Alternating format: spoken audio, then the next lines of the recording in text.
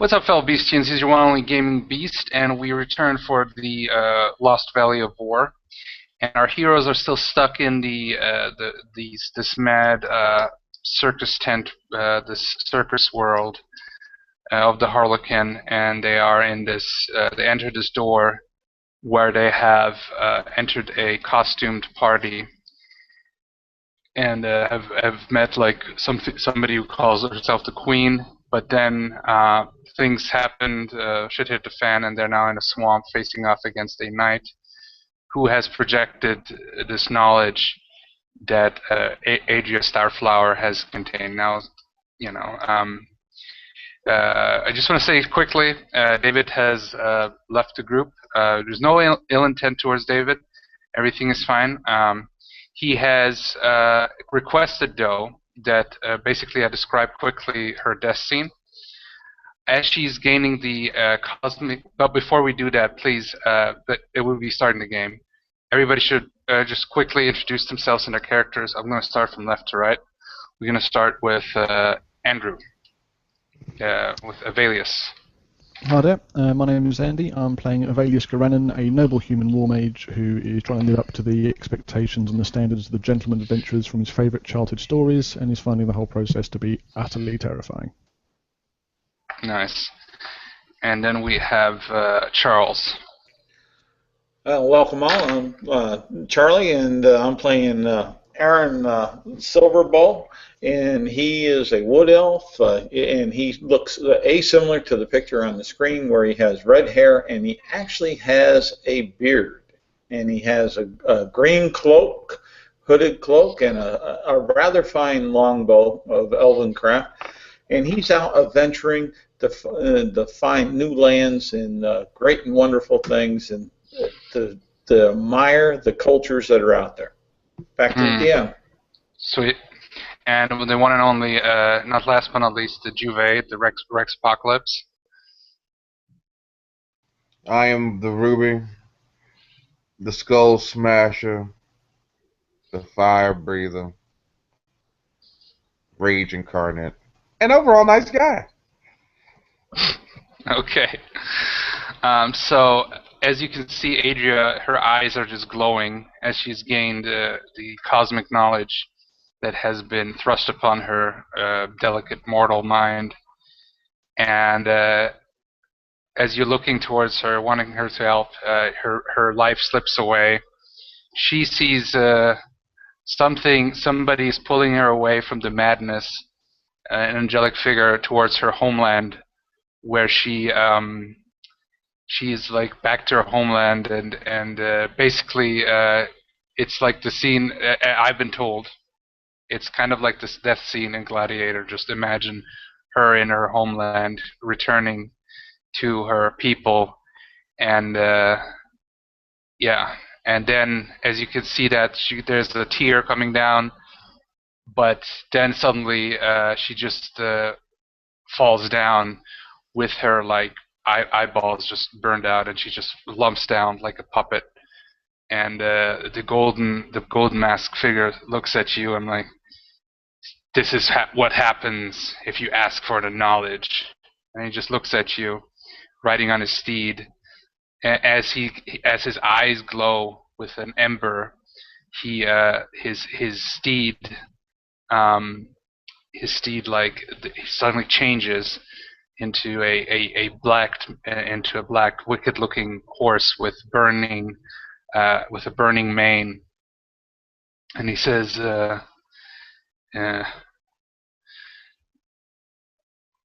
"You are not worthy to battle me. You are weak. I was sent here to test you, to see if you can pass the tests of my master. But I will not be facing you since you're too weak. However, I will just send one of my loyal servants. But one day I will come to face you. Will come to face you all." And then he takes out out of a little bag. He takes out a little figurine of a surprise, surprise. It looks like a jester-looking armor, and he throws it to the ground, and it grows to a huge 6-foot tall size, 7-foot tall actually, and it's holding a sword and shield, and it looks like a wicked-looking armor, like an empty armor with a reddish glow from inside. And it has this laugh, it has this face, kind of the helmet looks like a grinning jester face, right? And a reddish glow comes from it, and I said, dispose of them. I have better things to do with my time. But one day, when you're worthy, we'll see if you're worthy for the final joke, for the final big laugh. And then he just rides away into like nothingness. It seems he just rides and disappears, like he's riding into an invisible door, into an invisible curtain, disappearing. And the creature stands before you, is about to attack.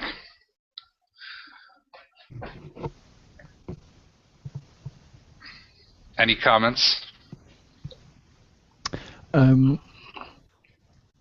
Avalius, so the guy in the golden armor's ridden off. Avalius sort of looks up, looks at him, looks at this robot thing that's coming out. You're not a very good comic! Get off! Oh shit! And turns and looks around for the others and runs back towards Ruby to, put the meat shield between him and the Gridley robot thing. The meat shield. I like that. The meat shield. And Yeah, so basically, this is what you see. So, yeah, just imagine the armor being more with grinning faces and more jester-like. Yeah, go ahead, Charles. Sorry, I interrupted you. No, I was going to say, Aaron will say, just in Elvish, say, damn! And he'll take a couple steps back and start preparing to cast Hunter's Mark. Right. We'll do initiative. Once we get in the initiative. That's Good. Juve, as you are standing there, you look at your beautiful sword, your amazing-looking sword, and I have actually found a picture that I think is 1 second. Where the hell is that?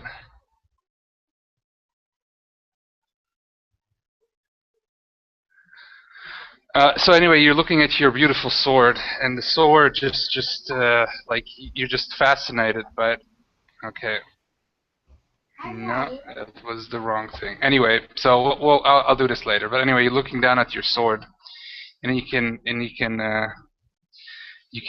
feel these emotions of you just want to use it, you just want to stab it into things, you just want to destroy with it.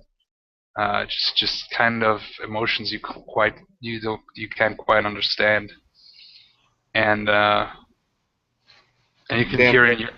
Then with that impulse, I proceed to charge the figure that has appeared and go into a mindless rage, and my only intent is to kill the bloody knight. As you're running forwards and you're looking at your gauntlets, the tips of your gauntlets are becoming sharp like claws, and you could see like you could just also just grab into them, even though I'm sure as a Dragonborn you have already natural claws, right? No, but even sharper claws, so to speak, and you can hear a faint voice coming. What you can feel from the armor is like, it's like, yes, look at him, he's a joke. What is I'm back. I'm sorry, my thing messed up. Okay, so basically, as you run forward, your gauntlets, the tips of your gauntlets become like claws, sharp claws, and you can hear almost like a laughter coming. What you think is from the armor, or you're not sure if it's in your own head, your own thoughts, and it's like, yes, look at him, he's a joke. Look at yourself, you look so magnificent, You are the greatest entertainer of death. That's what you hear. And I proceed to take that voice and go with it and try to kill my enemy. Right. Okay, so What? Plate man of ego fluffing. Yeah, pretty much. Let's roll all initiative. I got 7. Okay. Aaron got 18. Okay. Damn, our wizard's doing great. Yeah. And, oh yeah, nice. I can't type for shit. 20 for Andy. And yeah, okay, so Andy, you are the first. Ruby goes. I can see him looking with intent past me, but at the thing that's behind me now because I'm running away from it. So I'll run forward, get past Ruby, turn around to look back at the creature, and slam my staff on the ground and cast my new spell, Mage Armor. And this shimmering blue field just goes like the classic sci-fi force field, just shimmers into effect, Nice. and then goes Nice. transparent again. So there's this temporary zhoosh as it appears, and then it goes invisible. Nice, nice. And that's me. Cool. Okay, so the force field appears. Then we have the next person is gonna be actually Charles with an 18. And Aaron will go ahead, and as he was backing up and startled, he started prepping for his bonus action of casting Hunter's Mark on this creature that all of a sudden just grew from the ground as it had a little itty-bitty seed thrown of itself down there. And then he'll take a shot with his bow. Okay. And Go ahead.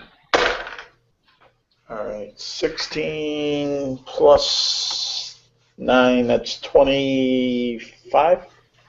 Yep, that hits. And that'd be an 11. And if it, and I don't know whether or not it's taking the extra damage or not, because I don't know if it's living or whatnot, but it's 11 points from the arrow, and it would be 5 from the Hunter's Mark. Is Hunter's Mark specifically just for living? It says entities? that you choose a creature within range, so I don't know. Creature? No, then it's fine. It says creature. It says something. Oh. So it doesn't specify living, dead. I will allow it. Okay, then it would be 16 points of damage. Okay. Nice. So you take a huge chunk out of it. As your arrow hits, like shards of the armor, you just make this big hole, just break through, and this red light starts shining through it, as you could see everywhere. It doesn't make any sound. It's just silent. 16, right? Yes, and with a free action, he's going to root on Ruby and say, "Get him, Ruby. You know you want him." Nice. Okay, give me a second here. 16. Wait. 15. Yeah. And, yeah, it was a brutal hit. Yeah, but he's still going. Like he's still going. He's got a hole in his armor, but he's yeah. And yeah, he's just silently coming towards you, and it's really creepy. He's really silent, and his helmet was shaped like this grinning jester with the red energy coming out, but completely silent, holding his wicked sword and everything. So anyway, next person will be the creature, and he will go towards you, Aaron, since you actually did hit him, and he will attack you. And he's going to swing his sword twice with multi-attack. Okay. The first attack is a total of 16. Wait, no, sorry. I missed 1, 2, 3. 18. Does that hit? That just barely misses. His is 19 AC. Okay. So he swings, and just the sword just swings around, and you just dodge it. I always say, like, usually if you want to dodge it or reflect it, that's up to you. I'm thinking since you're an elf, you would dodge it, and I'll concur. yeah. So the next one misses. That's a 13 only. So that one just misses you. So you just dodge the blades. It's just like this really quick blade. The first one, like, ooh, like it actually singes off a little bit of your beard, like a razor sharp blade just going at you. But yeah, so the next person is going to be Ruby Red. I run dead on it. You say I got claws growing out of my hands? Yeah. I proceed to start clawing at it was my first attack. I don't know if you have the bonus. Do you have the... You get a bonus of +1, however you are at a disadvantage with the claws. But roll twice. But you get a +1 either way. Does he get his strength bonus as well? Yeah, you actually get a magical +1. It counts as a magical attack. So add to your strength bonus your a +1. Okay. And now my character sheet. Alright. I got an 8. Yeah, okay, so an 8 plus 1 plus your strength bonus. Which is, if I remember correctly, 3 plus. Yeah. 3, so it's a total of 4. You do miss. He just blocks it off with his shield. However, there's a slight scratch on the shield. You can see those are really sharp claws, so you could use them. You think that they would be as sharp as a sword. Basically, you do 1d8. I'll just tell you that with the claws. So. That's fine. And okay, that was your first attack. Mhm. What's your second attack? Are we almost in face-to-face contact? You're in face-to-face contact, yeah. He's been running towards you, you've been running towards him, so... So, point blank fire breath to the face. Okay, I can roll for half damage, right? Dex roll. I think you get it because... Yeah, that's the thing is, like, didn't you level up and gain a dual attack with your bonus action? Well, since I got to level 2, I got a bonus action, an action surge. You know you can only use that one time per something rest. Oh man, yeah. That's true, Juve. That's true, and I totally forgot that because you've been also last games, you've been... If that's the case, then I don't have as much experience point as I'm supposed to have then, because I've been kept doing 2 attacks every bloody time. Yeah, one. Yeah, one I just want to clarify. I'm not upset about the ruling. I'm just saying there need to be some type of penalty then. So I need to like. No, it's my fault. It's my fault. Yeah, you got freebies. You know what? I'm gonna be, since Avelius, you pointed it out, I'm gonna give you an extra 50 XP. What you say, Avelius? I think that's fair. Okay. I'm not nitpicking for gain. No. You're I not. know if you had a feat or something. I'm the DM. And I'm a big boo boo, and I shouldn't have done that.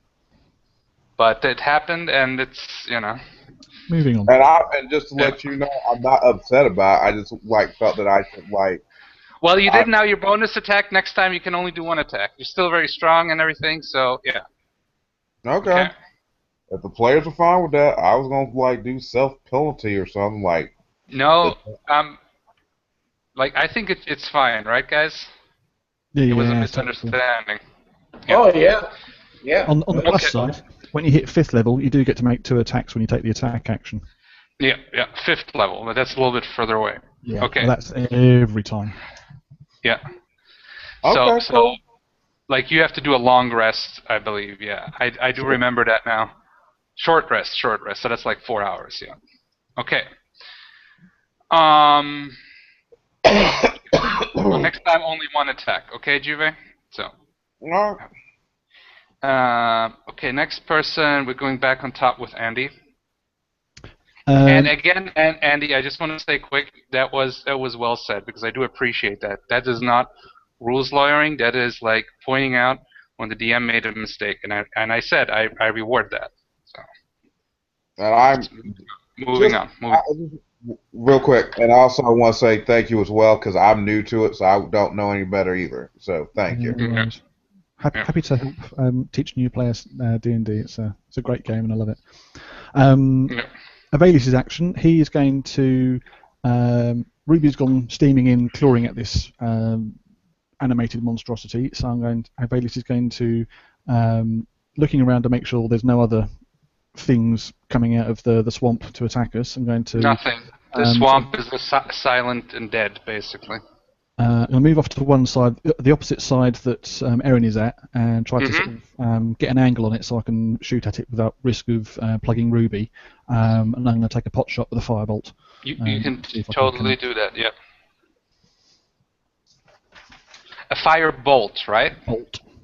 Just a cantrip. Okay. Yeah. Yeah. Which is now at a total of 17 to hit. Yep. Does a 17 hit? 17 does not hit. It actually he ricochets it. He lifts off his shield and it ricochets off his shield. So. I go shit and I look around for cover if there's like tree stumps or rocks or something, without getting caught in a marsh or a bog. Just trying to find something solid and physical I can put between me and him. If he comes my way, I want to be able to dodge around a boulder or something. Right. Okay, so that was your turn. Now it's Charles' turn. And Aaron's going to go ahead and he's going to take a 5-foot step kind of back and to the right so Ruby's not in his line of fire. Mm-hmm. And then he's going to attempt a shot. And let's see here. That would be I think that misses. Because I know it misses because it's less than 17. And yeah, it misses. So it just bounces off harmlessly off his armor. Yep, and that's what Aaron can do. Cool. Okay. Then we have next person is gonna be that's the Helmed Horror, and he's gonna attack Juve now.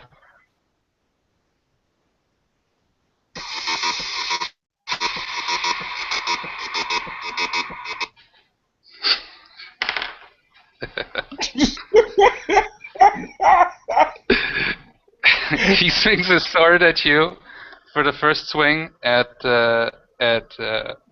a 15, and the second swing is gonna be a 24. Okay, so the first hit was what now? It's a 15. I'm pretty sure.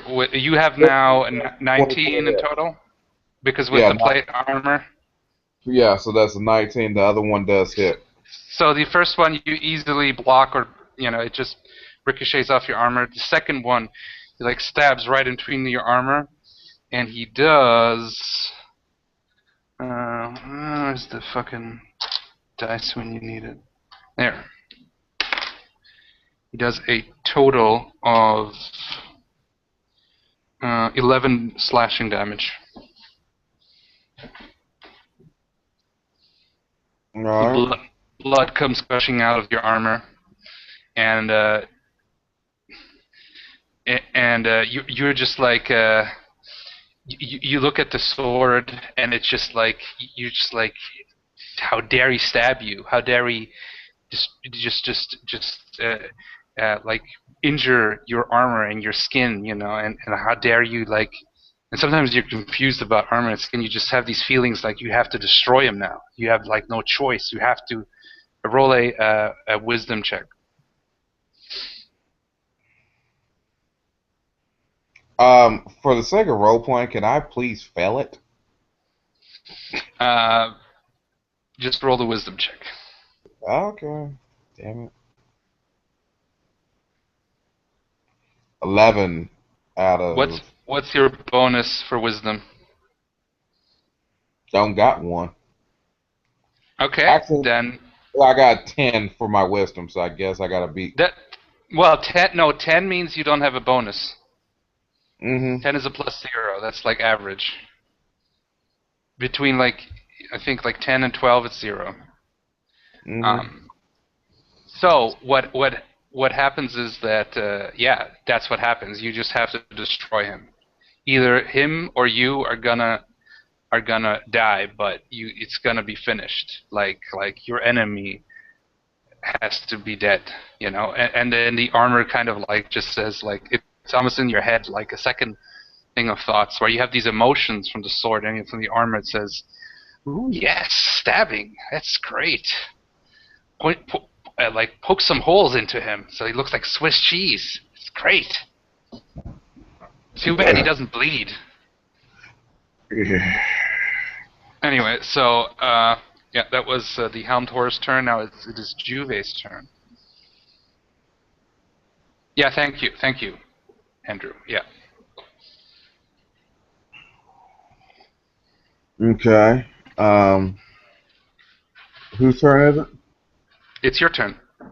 Oh, okay, cool. Remember, we have one attack.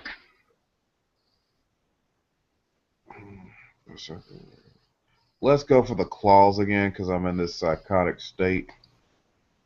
You actually feel more. You wanna attack more with your sword. Like you really wanna swing that thing now. Okay, so It just feels right. Does that take an action to pull the sword? Because I was No. using claws before. Okay. Okay. No, it's fine. You can pull the sword. For some reason, the sword almost like, almost not quite, but almost flies into your hands. All right, so that's an 18 on the dice roll. Then there's the +3 to string, so that's 4. And you get a +1 because it's a magical blade. Right, so that's like 1. 3, 4, 5, 6. Okay, I can't even. Yeah, that's like an additional 6 to the 18. Okay, so yeah, that's basically 24. You definitely hit. Okay, thank you. Yeah, thank you. Yeah, that's a free action. Yeah, drawing a weapon. Okay, I must be thinking about old D&D where it's like it costs you 1 action to draw a weapon. No. This is 5e. This is pretty neat how they did that. So now you don't even have to roll damage, Juve. You do max damage. Like this sword is impossibly sharp. Like, please describe how you like just slice into it. I bear max down damage. on it, and, like if it was a human, I'm going to like slam into the side of the neck like I'm trying to decapitate it, and it slices through, and you hear chunks of metal and whatnot getting like ripped apart. Now you don't decapitate it, but you basically, the sword is like a 1d8, so you do 8 plus 1, so that's a 9, and your strength bonus. Which is +3. Yeah, so that's a 12. 12 points of damage to his frame. Yeah. So like huge chunks of the armor just slice through and they just fall off, and it's like, yeah, see them chunks fly, It's hilarious. Too bad it doesn't bleed, but let's see if it does bleed. Okay, so you're very satisfied with seeing this. It just feels really good and really right. You feel very confident you're gonna kill it. Okay, so that was the Juve's turn. We're back to Andy. And you could see this impossibly sharp sword just slicing through, like, what is literally like an animated of sword plate armor, but more powerful than the other animated armor, for sure. So. Okay, so it's almost like possessed with something rather than just an animated object. Okay, this sword that's Ruby's swinging around, does it look like a regular sword, or is it like transparent blade, or? It's It let looks me like a see mundane here. blade, or? No, Obviously magical. It's definitely magical of some sort. I mean, not only Is is it like glowing and shit? it has what it has is a very slight like crimson shimmer to it. Like it's almost like just a reflection of it. Like the blade for a second it turned like dark and with a crimson shimmer, and then it like turned normal again. And It's not behaving like a regular mundane sword then. Okay, no, cool. no. Just for observations basis, like. Yep. That's You have not a natural definitely sword. observed that. Yeah, so Vadis says to himself, "That's not a natural thing." Oh shit, that thing's still alive. Again, looking around for cover and checking out the animated armor or the possessed armor, whatever it is. I'm sort of focusing on where Ruby's sword hit, seeing where the armor's been taken out, and watching how it moves and all the rest of it. And I cast Cantrip True Strike, which is my action for the turn. It gives me advantage on my next attack roll. So I'm just sort of focusing on it and picking my mark and getting ready to zap it with something. Right. So let me see here. I just wanna. Can I interject something real quick? Is it possible for me, because the way I'm feeling like this should be going down, that I've like lost my mind? Could I step at the last second in front of his attack because I want this to be solely my kill, or is that just over the top? Wait. So this is how the sword looks like at the moment. So. And it has like the crimson, almost like dark shimmer at times when it's being swung. So yeah. Cool. But there's some features about it that don't make sense. They seem like to be just changing around. But anyway, and as I said, imagine I'm actually going to redraw it. I'm going to make a drawing myself where it's with the ruby in the center and everything. So as I described it last time. But yeah. Cool. Just to respond to Juve there, just for the record, that True Strike is it's just a cantrip. It only affects me. It's not an attack. It's a personal buff spell, so there's nothing physical or tangible that shot out to me at the target. So nothing. Okay. Yeah, he's buffing himself right now. So for the next attack. Yeah. So. Okay. So the next turn that was Andy. Now we're going to Charles. And what Aaron's going to do is, since he's going to go ahead and try to move around this creature, say, if he can get more towards kind of like a side or a flank with his movement and keep everybody out of possible range if he misses. Right. And he's going to take a shot at this creature again. Okay. And that will be unnatural 20. Does that hit? Okay. 20 hits. Yeah. Okay. And let's see here. And he'll use his Colossal Slayer on it since it's damaged. And he'll take that's 14 plus 5 is 19 plus 6 is 25 points of damage. Okay. Jesus. So what happens is you hit it with the arrow, but you can see that it should have done more damage. Like it goes deep into the armor, little chunks fall out, and it stays sticking. But for some reason, and now you can see the first one should have done more damage too. Like, just that's your first reaction to it. You have hit people in plate armor, and a shot this precise should have done more damage out of your experience. So. Okay, no problem. All right, and this is he'll reach for his beard with that, thinking about it, and say, "Well, it ain't there. I'm going to get you. You cut my beard." And he'll say, "Huh." I like it. And then he basically runs towards you, although not without really any emotions, Charles. But he runs towards you, swinging his sword at you, and the first one basically misses with the 9. The second one is a 21. Does that hit? You hear a loud "Oh!" because yes, it hit. Nice. I like that. The first one, he just ran up, and you easily dodged that because he just ran, and he's like he's not that clumsy, but there was some stone, so he just and you were focused, like, I'm gonna get you, and then you dodged the first swing. However, then he comes back with the sword in a really quick way, and he does a total of 6 damage, slicing into your shoulder. And all right, and you'll see Aaron kind of couple up a little bit from the damage, and he'll kind of favor that a little bit. 6 damage. Ooh.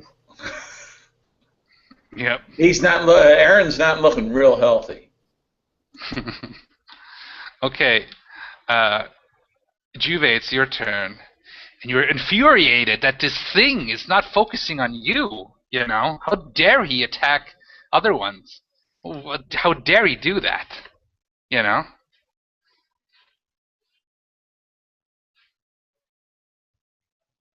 Juve?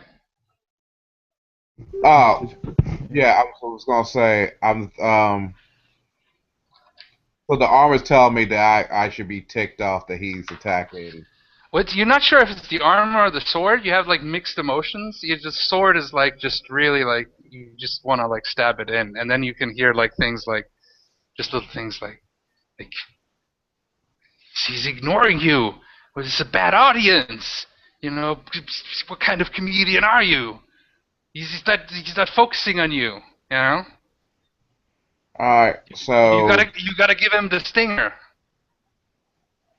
all right, and that's exactly what I do. And I look back at him, back at the ranger, and I perceive this is my kill, with that psychotic look in my eye for a dragonborn. Yep. So let's see, do the rolls. Do 20. Do 5. No, 4. Well, you don't have you don't have disadvantage. You're swinging with the sword, right? Yeah, I'm swinging with a sword, but the 18 was from the other round. This is just a regulars. That's the 7 I'm just trying to figure out. Okay, the 7, okay. So you get the, with your bonuses, I don't think that's enough, right? Because you got a +3 with strength, so a total of 4. 8, 9. Yeah. And then phrase 9, 10, 11, 12, 13, I think. Yeah, he easily blocks it away with his shield, because you're in just such a fury, and you haven't been focusing that much in this turn. Okay, we're back to Andy. Okay. So there's all sorts of weird shit going on. It's remind me again. The thing's gone for Erin, who's taken a hit and has stumbled back. Is Erin down or taken a knee or? No, Aaron's not down. It's just that you can see that he's kind of bloody. Mm-hmm. Okay. Yeah, because we haven't had a chance to heal from the last episode. All right. In that case, Evalius takes a few steps forward. He's been focusing on his magic, which kind of overlays the the armor with like blue traceries of where he thinks weak spots are and helps him focus on target points. Going to let rip with another firebolt with advantage from my tree strike spell. Both were good. 23 to hit. Yeah, that hits. 8 points of fire damage. 8 points. Okay. I'm sort of aiming with one hand, and then I launch the firebolt with the other one. Yeah. Slams into what I was aiming at. Little burst of fire. And Avelius does a little, yes, got it, little fist. It's fireball's not a force type damage, right? Fire that would damage. be like fire. Okay, good. Yeah. So you hit him, and parts of his armor start like to melt. Like his shield and his parts of his armor start to melt wherever the bolt hit, and the splash hit bit. And yeah, so again, no voice, no reaction, in a sense. So okay, so that was your turn. Now it's Charles' turn. Aaron will go ahead, and I think he will take the disengage action and move back away from this thing to 35 feet of his normal movement. Okay. Can you do that? Yeah, and that's I think that eats up all of what he can really do, because on the disengage, that's all. You've also got your regular movement. Oh, my regular movement? Then I'll go ahead and I'll do an additional 35 feet and put myself at 70 feet away from him. Okay, so the being takes his attention off of you because you're not an immediate threat at the moment. You've been disengaging, and he focuses on the bigger threat, which is Ruby. And okay, the first attack is a 25. I'm pretty sure that hits Juve, even with your mighty plate armor and everything. So the first attack, he swings your sword at you, and he hits you in the leg for a total of 8 damage. Blood comes gushing out, but you almost feel like, yes, this is where you want to be. The pain feels good, and you want to give that pain back to him. Like you want to give that wonderful present back to him. Okay. And the second one, the second swing of his sword, is a what is it? A 18. I believe that you're good, right? Yep, that's correct. So the second one, it just ricochets off your plate armor like nothing. So okay, and we're back to now it's your turn. Yep.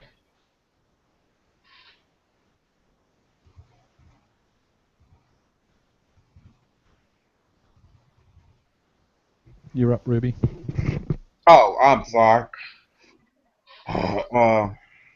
I thought because he was talking about me, I thought it was like it was going back to y'all again.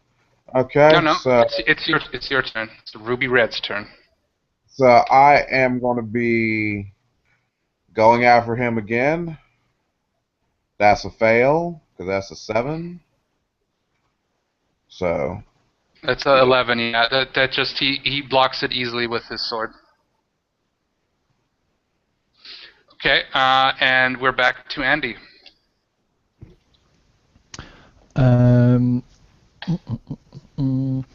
Yeah, manoeuvring around, so I've got clear line of sight to it, and I don't want to risk hitting Ruby. I'm going to go for another firebolt. 8 plus 6 is 14. That's a miss. So just skims off its shoulder, ricochets, and shoots off into the sky before going. Yep. Like little fireworks. God damn it! You hit him in one of the thicker areas of his armor, so which didn't affect it really well. So, and next is Charles. And Aaron, grimacing and groaning a little bit, reaches for another arrow and fires the arrow at this massive, ugly beast for That's not good. Critical miss. Yeah, you just that arrow is just like you're so wounded. You're like you barely can put the air properly in the bow, and you just like it just kind of just falls away, just cling cling cling, breaking. And Aaron will go ahead, and with that, he's going to look down at that, and then he's going to look back up to the sky and almost wonder, why me? And we are yeah, that was Charles, and now it is the horror's turn, and he will attack Juve again, who he sees as the biggest threat. Ooh. Ugh. The first hit is a critical hit, natural 20, so it's a total of 26. And I think I did like double damage, right? I think that's, yeah, double damage for crits, right? So. Roll the dice as normal, double the result on the dice, then add whatever. Yeah, exactly. Yeah, I remember now. Which I like. It's a good way of doing it. Okay, so 7. I rolled a 7, so that's a 14 plus. Yeah, so it's an 18 in total damage. So And what is the second hit? Nope, looks like he's frozen. It looks that way.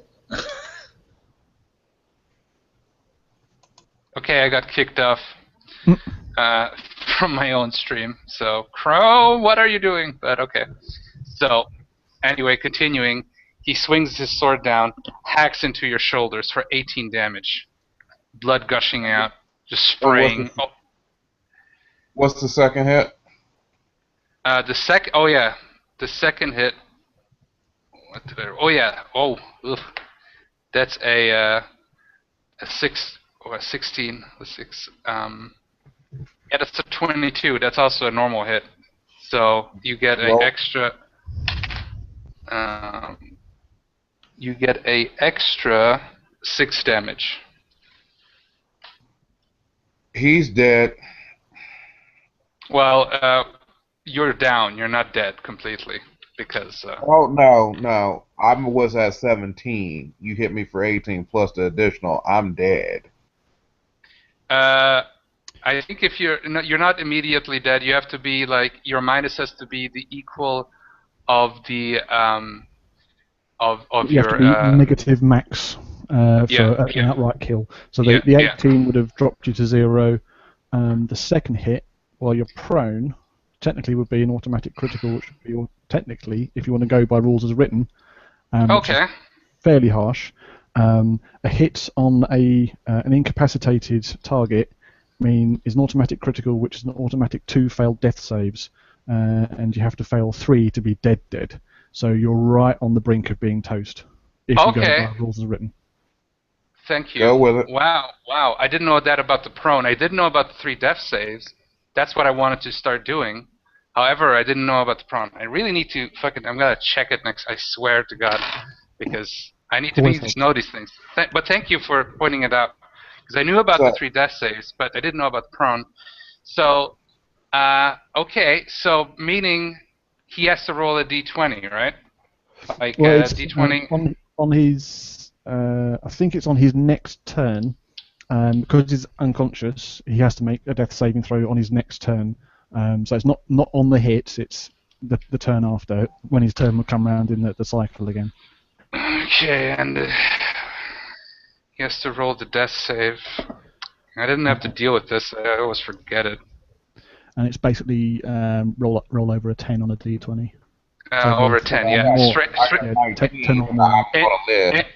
And you don't get any bonuses, I believe, yeah. It's just straight d20. Roll.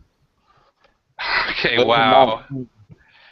So he hits you, the first one is into your neck, blood gushing out. And then you're almost embracing death, and then the second time he swings at you, hitting right onto your head, like slicing into your head through your helmet. As you are on the ground. And then he just moves away from you as So Juve, you are unconscious. Well, that's actually your turn then, because now it was the creature's turn. Now it's your turn. And So, I just rolled a 19. So That's yeah. one passed.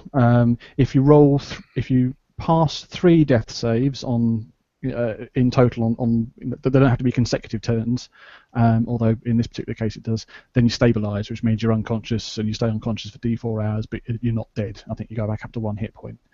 Okay, However, next if you time. fail a death save, Okay, so you gotta roll. So next time you gotta roll also above 10, and if you 10 succeed, plus. yeah, It's 10 it's only plus. 10 plus, yeah. Yeah. Oh, you have to roll over a 10. Right. Right. Now I No, remember. Yeah. you have to roll over 9, and 10 or more you have to roll. Okay, 10. Okay, yeah. So 10 or more. Yeah. So and if you don't, then you're dead. So could I do a small, like, since I'm like embracing death, can it be, could I role play that out a little bit and then end Go my ahead. turn? Go ahead and role play it. Yeah. Yeah. Yeah, Sure. so I'm now in this weird vision, and there's this silhouette of something in all black robe, and it turns around, and it's a skull, and it speaks to me in a female tone of like, you have finally come back to me, and I go over to start walking over to embrace it, and it fades to black. That's the end of my turn. I like it. Very nice. And as you see death, you can see next to you 2 figures. You can see next to you a jester again, but this time dressed in crimson. And next to you can see a man holding the sword in your hand, you know, and but holding it like the other way around, dressed in normal, like a black, just normal everyday commoner's outfit, but wearing a kind of a mask that is like half white and half black, just a simple mask with holes in it, looking like a human, just standing there silently, you know, and with a bloody kind of things, or around him a bunch of corpses from like all kinds of innocent people and stuff. And for some reason, not only are you looking at death, but you're also looking through the eyes of both of these characters. So, yeah, and then we're back to Andy. I see Ruby take 2 massive hits, or take 1 hit, keel over, another one is down. I'm like, oh shit! Start panicking a little bit, and shouting and screaming at the statues, the armor thing. It's like, you bastard! You fucking bastard! I'm gonna kill you! And I'll take a few steps out from whatever cover I'd found, blast it again with another firebolt. Out of character, and plot-wise, I'm trying to lure it closer to me, because I have a plan. Okay. I don't do the plan just yet. I basically want to get it away from the corpses, but in character, Okay. I'm freaking out and I'm shouting at it, and blast it again with a 15, which misses. So yeah, just miss wildly, goes off into the sky. Yep. He doesn't even react to that, and at all. Then we have Charles. Aaron, seeing Ruby. By the way, you both get inspiration for both of these, which you can use in this combat if you wish. So, because I like the way how you've been playing so far. So, Aaron, seeing his party member and his favorite meat shield take and fall, and then get a dirty blow from this thing, Aaron will rush up the 35 feet of his movement, hollering and screaming at this thing. You will die today for this disgrace that you put upon our sweet Ruby. And once he gets to the 35-foot mark, he will shoot his bow at him. Hopefully he does better. And not much better. He does a 13. in total with everything. Yeah, 13 with everything. That it ricochets off his armor like nothing. Like it's. Oh Okay. man! Now All right. the helmed horror, he basically ignores Ruby, seeing him as dead, and he comes to you, Aaron. And he. So the first swing is a 17. I'm pretty sure that misses. Yeah, that misses. Yeah, it was barely. Basically, he swings and you just whoa, and it's like almost chops off your arm, but you're like ah. And then the second swing is a 18. And that'll miss. Yeah, and that misses too. Again, even less barely. Like, you probably can't survive another hit of that sword. So I'll tell you right now. I don't. I take one hit like Ruby took, I'm down. I'm in the same. Yeah. Same. Okay. Andrew, my D&D lore master here, and like I do appreciate your help. My question is because this is something I knew at one point, but again, can you use inspiration for death rolls? Rules is written. It doesn't say you do or you can't. So I'm gonna decide he can't. DM's discretion. Yeah, Juve. You get inspiration, so you can use your inspiration for your death roll. So you can roll twice. You can use the higher roll. Okay. I'm gonna house rule that. Natural 20. Oh, that Nice. has a special effect. Natural 20 on a death save is I very, think very you're back. cool. I think you're back to a 1, right? Yes. Yes, I remember not only that. Are you not dying, you're conscious. Yeah, you're conscious. I remember that because that happened in the game, so that's why you're back to a 1. You're conscious. Basically, Juve, as you're embracing death, it's almost peaceful. But these two characters, right? The one with the knife, the creepy guy with the mask, almost looks like Michael Myers from Halloween. He just kind of grabs you, and the gesture also, oh, you're not ready yet. You cannot rest yet. We have lots of work to do. Get back here! And they drag you back, and you suddenly awake. I resist trying to claw back to death. I'm literally taking the claws and digging into the ground, trying to scratch and kick my way back to death. And as you look at death, you look like her face changes from a skull to like a female dragonborn, a pale female dragonborn, and she's like just kind of is sad, not being able to embrace you, So yeah, so you're again awake, and you're in a world of shit and blood and just pain, and you're just like. Am I up? Am I physically up? Like, I'm at 1 skill point. I think standing up is a full turn. Takes half your move to stand up. Yeah. Half your move. So. Alright, that's what I do. I'll take half a move and I stand up, and I literally roar when I stand up, as I say no. Okay, everybody. Oh, we have Bill here. Yay, I just noticed it. What's up, Bill? Bill is back, our druid. What's up, my peeps? So, your timing is impeccable. Yep. So, Bill, it's going to be a little bit weird to let you enter, but I have an idea of how to do it, okay? Take your time, still my character sheets. Okay. So, are you still looking for your character sheet? Okay. Trying to open them. Okay. Then we'll just tell me when you're ready, and then I introduce you into the game. Okay? I remember all my stuff, so whenever you're ready. Good. Okay.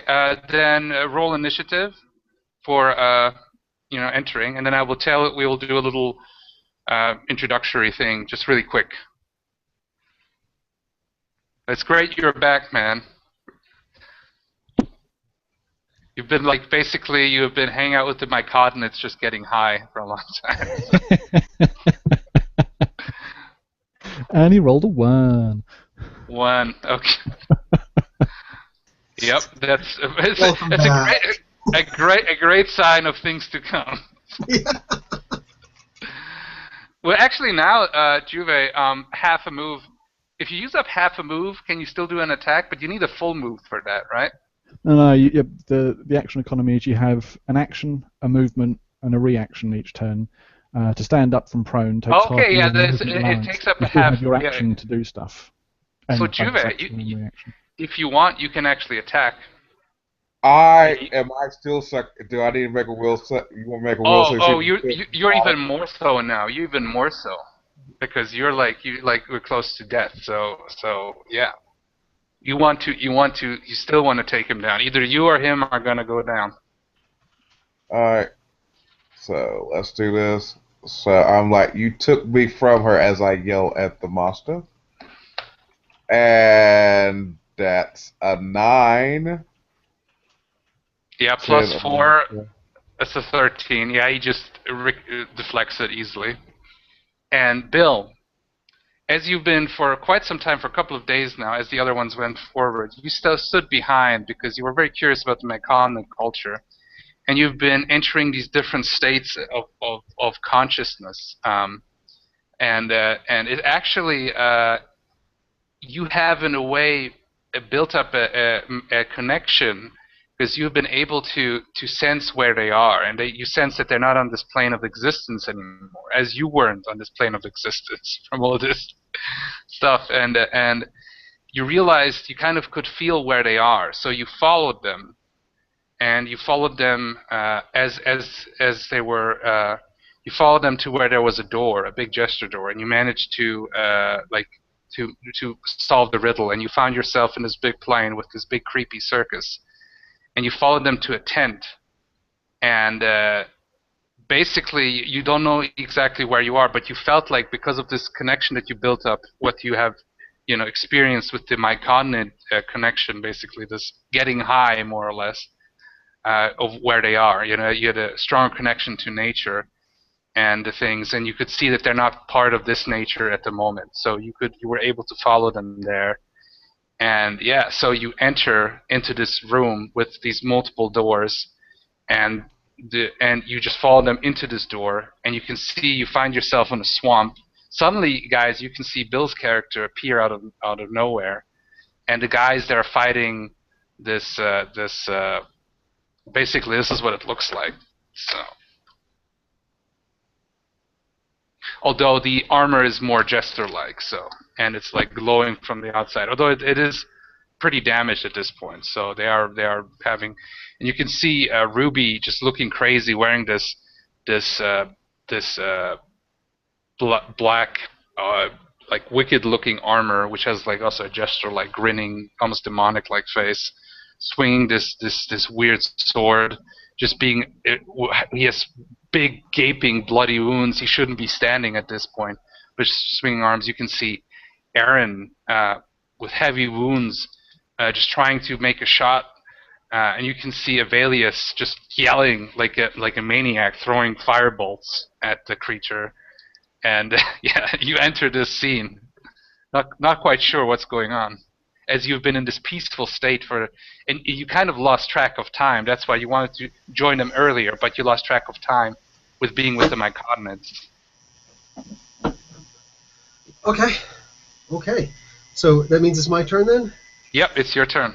Because, okay. I mean, Juve had a 7 initiative and you got a 1, so it works out.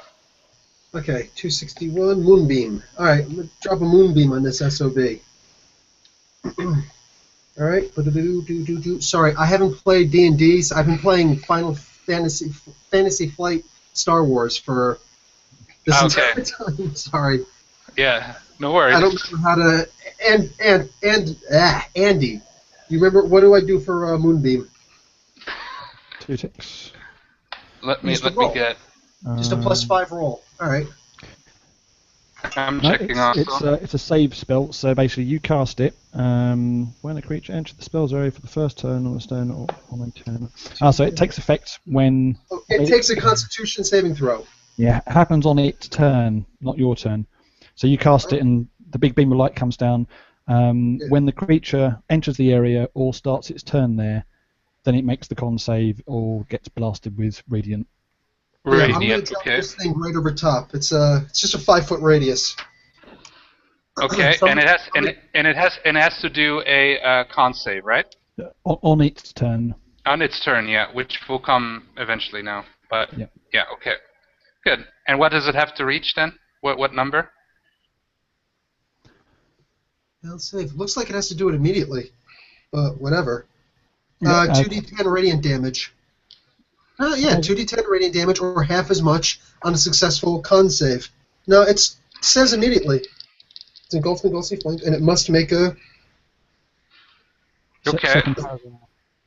Just But go for anyway. the first one. On a turn, on a turn it starts its turn there. Yeah. When Okay, when so the it's turn not on my starts. turn. It's taking damage. It's on its turn. Is that what you're saying, Andy? Yeah. Yeah. Yeah.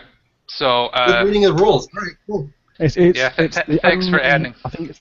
I think it's the only spell that doesn't take effect until the creature that you cast it on does something. It's a weird one. It was on a Mike Merle's question thing. Anyway, stuff. yeah. That's not fun. All right, well, Okay, that's my so turn. so Well, you're that's my preparing- action. Basically preparing the spell. You're starting to cast and everything. So Gotcha. Can I take a movement? Well, you know what?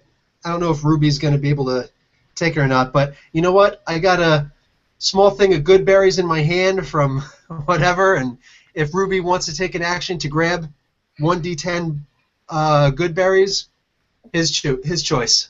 okay. Right That's what now, I do. Ruby is very focused on one thing. Like he's like he doesn't even notice anyone else. He just sees this thing and him, and he's like almost like on another plane at this point. Okay. But- I'm currently courting death. Yeah. Yeah. Oh great, we're making Thanos here. This is the Thanos origin story. So soon you're gonna look for the Infinity Gauntlet too. Like there we go. Anyway. Oh, was that Thanos? Can you show him again? No, sorry, I was just out with my kids. I found a little Oh, Ant-Man Ant-Man. to my Oh. big collection. Nice. Oh, I can see Hulk and Captain America and stuff. Cool. Yeah, I've got a Hulk Hogan. I saw a reference in the chat. Yeah.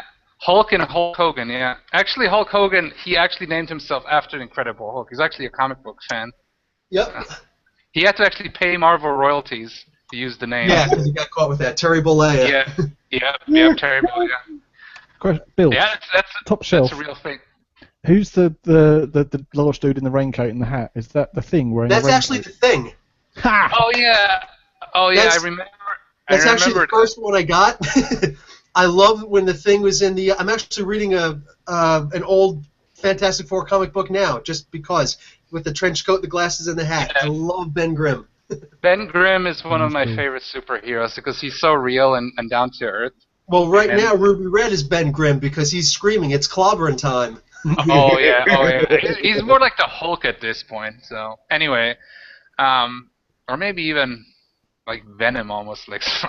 Anyway, so we're going back to Andy. Okay. This thing is it? Are any of my allies within 10 feet of it? Easily Ruby Red, Ooh. I've got sculpt spells. No. and he's not going anytime soon from that thing. He's like almost glue on it. No, I'm not doing that then. Yeah, so still freaking out. Still throwing firebolts. I'm like, you motherfucker! Holy shit! He's alive! There you go. Firebolt at the thing. Oh, natural one. Hey, Ogum! Oh shit! Where did that go? I set fire to a bush, way off to the right somewhere. Roll the one. Yeah. You can hear like a creature. You can hear a small. You can hear a small like insectoid creatures like. Incinerate a squirrel or something. Yeah, like a cave squirrel. That's it. Like I said insectoid, so now I'm imagining a spider squirrel. That's cool. Next monster, spider squirrel. Okay, so Charles, it's your turn. And Aaron is going to, with seeing everything develop the way it is starting to develop, and seeing that Ruby popped back on up and did this audacious roar, he's going to say in his mind, he's okay, he's back. And so Aaron will take and disengage and get 70 feet back away. Nice. And that's about it. And he will root Ruby on. Nice, nice. You're being a cheerleader now. That, Come hey, on, Ruby, you can do it. And then you can more or shoot. less, whoop his ass! Whoop his There we- ass! Nice, nice. You feeling like the pain of all your wounds from the previous fight and this fight? Just like you're like, whoop his ass! You know, like, okay, so the creature's turn. So I'm gonna roll the save, the con save. What does it need to reach? 10 plus Ogden's wisdom modifier, I think. Which is a druid. I'm guessing this should be high. So it's at least a 13, probably a 14, possibly a Yeah. 14. Bill, what is Ogum's wisdom modifier? What's your spell save? It's good. It's okay. Wisdom This is modifier. not phase rip. This is not phase rip. Oh, it's good 10. Nice, nice. Good 8 to 15. Nice. No, it's plus 3. Plus 3. Okay, so a 13. 13. Yeah, he makes it. So it's half damage. Yep. So how much damage does he take? Okay, so 1d10. Yeah. Well, roll both and then halve the result. Yeah, roll the damage, normal half it. Oh, okay. It's unless you're rounding up, it's going to be 6.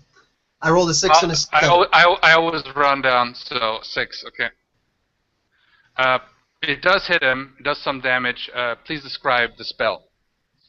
40 feet from the air, around the cloud level, right above the tree canopy, a beam of pure bright silvery light just shoots straight down and singes him. He's able to maybe get his armor up or something like that to protect himself a little bit, but he still singes a little bit. Yeah, And, yeah. yeah. The armor starts to melt a bit more. Like the features, Radiant the different damage. kind of, the different kind of faces on the armor and everything, they start to like distort. And yeah. Faces on armor. Yeah, well, the faces are like that's the shapes on the armor, and also the helmet looks like a big grinning jester, with like the red light coming through from the inside. So, okay, and that was your turn. No, that was his reaction. That was now his turn comes, and yeah, he will attack Ruby. So.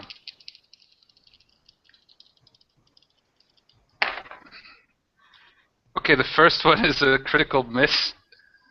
It's a 7. He rolled a 1, and the second one is a 17, which also doesn't hit you, Ruby. So the first one, he like almost like stumbles over on his legs and almost falls on his face, and yeah, the second one is a miss. So also. Okay. And, So I will. Yeah, now it's your turn. I will proceed with wild psychotic fear. You still young. You took me from her, and that is a 9. Man, those roll things. I mean, this is Dice Stream in the definition.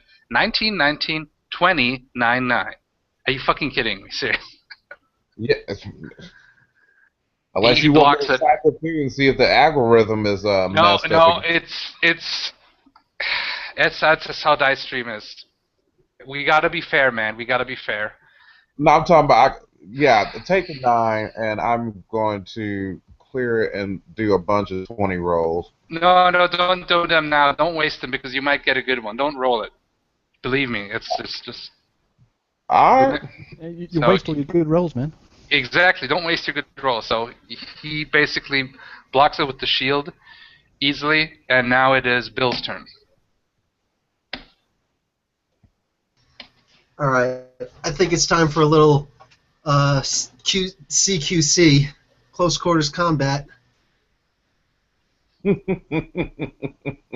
Shillelagh time, baby. So, incidental to activate my cudgel.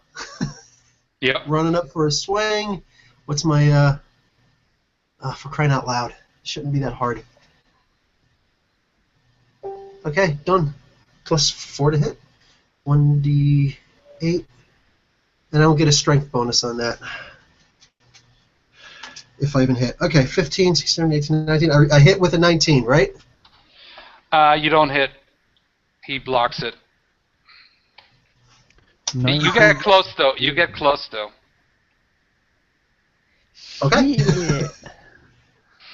I need to make this shillelagh into a finesse weapon.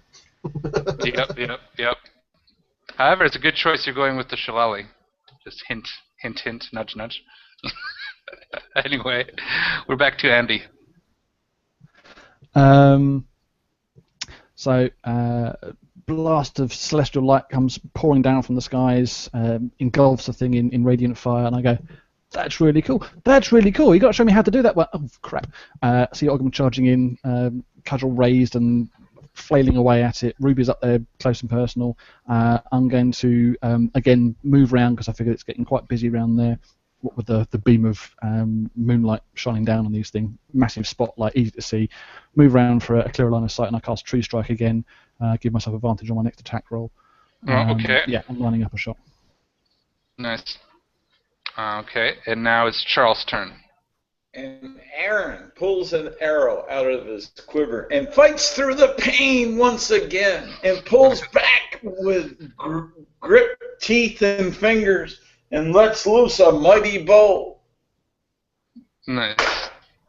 And he misses. He gets all of a 16. That's not enough. Sadly, that is not. I know, but The arrow just like.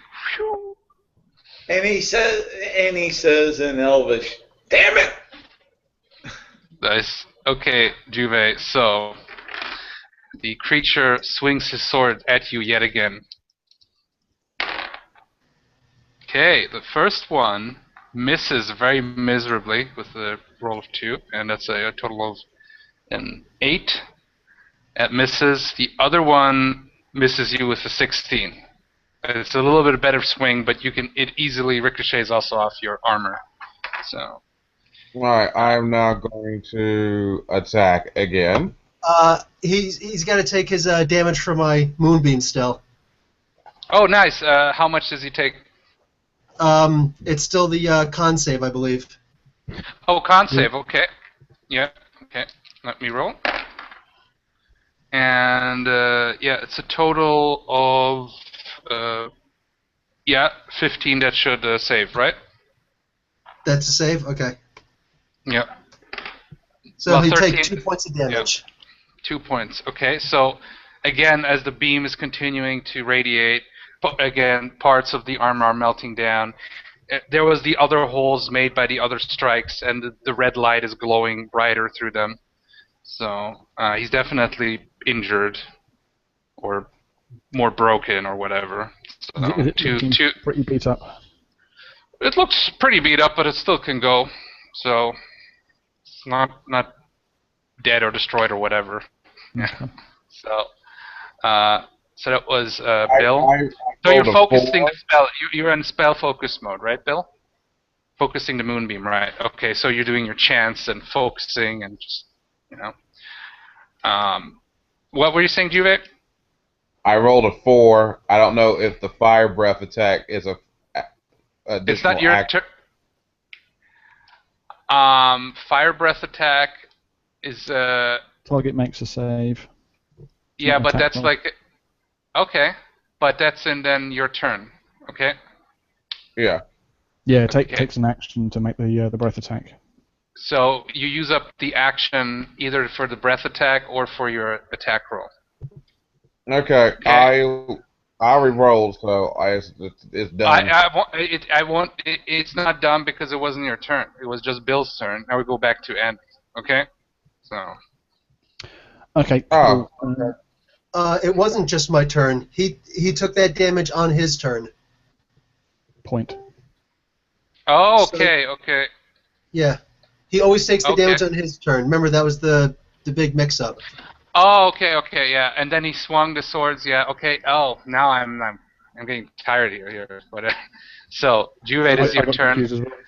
Yeah, yeah. Well, Okay, then. because after he rolled for damage, I made my roll because I knew that basically. Well, I that- have to roll. I have to roll for the fire breath, so to resist it, because you don't roll attack with the fire. I have to roll. Well, what I was trying to communicate is that after Bill did his roll for damage, I thought that was the end of the turn, so I made my attack roll because it's supposed to be my turn then after that, and I Yeah. rolled a 4, so I'm done. Okay, okay. Then you miss. Yeah. Bill, you're still focusing your spell, so that's your action. No, that's just concentration. Concentration. Yeah. Okay. Okay. Good. Yeah. Good. As long as I don't break concentration with another concentration spell. Okay, So then I'm it's going your to roll turn. for another swing with my shillelagh. Shillelagh. All right, and if I missed with a 15 before, I definitely missed with a 6 now. Yep. Yep. That is the miss. He just blocks it easily with the shield. So. Next turn, we'll be going back to Andy now. Finally. Okay. Yeah, it's all getting very busy in there.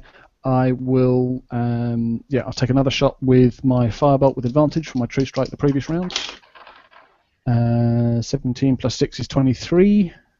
Man, every time I roll with advantage, 17 and 16 I rolled then. Not going to say it's a waste. 9 fire damage. So how much? focus on it. How was the Step total? sideways at 9. Okay, 9. Was that the roll for the attack? 9. No, I rolled a 23 to hit. Oh, okay, yeah, easily you hit. Yeah, okay. And 9 fire damage. So I'll take a couple of steps wow. sideways, watching the guys come charging in. I pick my moment, and when they step back from making the strikes, I got minimise risk of hitting my allies. Target on the thing, little blue traceries all over it, little glowing spot highlighting where I should be aiming. Let rip with the firebolt, sizzles across the air, slams into the target, little burst of sparks and explosions and singeing of A huge chunk comes out. A huge chunk. It is now very injured. A huge chunk comes off of it. The red light comes off of it. The chest part is like a Swiss cheese, literally. And yeah. So. And I shout out, "Yeah, that's it! Get him, guys! Get him! He's weakened!" Yeah, and I Charles. hustle forward a few steps because I'm excited about it and want to get in for the kill. Right. So Charles, it is your turn. Aaron will go ahead and he's going to pull another arrow. He's going to shoot. This time he's going to be emboldened with his action because of the mighty wizard's great glee of joy. And he's going to use his inspiration, re-roll that one. Yep. And yes, all right, I can live with that. That's a 21. At 21, oh, that hits. Roll your damage. And he's going to use his Colossal Slayer, and along with the Hunter's Mark, and he does. Let's see here. There's 13, 17, 20 points of damage. Please describe how you utterly destroyed this thing. It had 3 hit With points the- left, so. with the immense inspirational war dance that the mighty courageous wizard did, and fighting through the pain and remembering what this beast did to his beard and to his battle buddy Ruby, he focused down deep within inside. He pulled the arrow back to where it hurt his shoulder, and he pulled some more for some extra oomph, and he lets go. And as he lets go, he watches the arrow go up, down, and then take the straight and true and hits it in the center of the red open mass. and next thing you see is the hunter's mark magic just start consuming and doing its damage, and he So as you can crumples. see, yeah, what happens? He doesn't crumble actually because the light, like bits of his armor start falling off more and more. The light gets always stronger and stronger, and suddenly there's this huge flash, this huge explosion. Don't worry, you don't get any damage, but the armor flies around in this huge red light, blinding light almost, like you're blinded for a couple of seconds there. Don't worry, not permanently or anything, nothing to roll. But it's just this huge red flash, and it's gone. And Aaron, with all that, just falls back onto the ground, onto his back, breathing heavily because it took so much energy from his body and strength. Nice, nice. I like And it. Bailiff, let's rip with a woohoo! Yeah, that's how you do it. That was amazing, guys. Oh my God, Arkham, I can't believe you made it back in time, just in time. Oh, your timing is amazing. Ruby was down, he was unconscious, and then what happened to you, dude?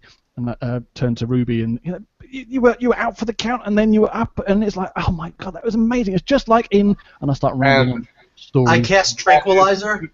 As he's doing this, I am still hacking and slashing at the ground at the armor, like screaming the same thing. You took me from her, and then keep screaming over and over again. Yeah, I kind of calm down when I see that Ruby's basically lost it and gone completely postal on bits of iron chunks on the floor, and I take a few steps back and go, Yeah, "Is he okay?" Ruby, you're kind of disappointed that you didn't. You're very, very disappointed that you didn't do the killing blow, and you're just angry and furious. You know, even though now you're starting to calm down from your rage a bit. So. I keep So my distance from the mad dragonborn with the big sword. Yeah, and I slowly just like crumble to my knees and spitting and coughing up blood.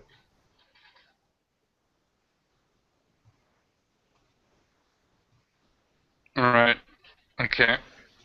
I'm gonna sidle alongside of Ruby Red and reach out my hand, palm up, and say, "Good Barry."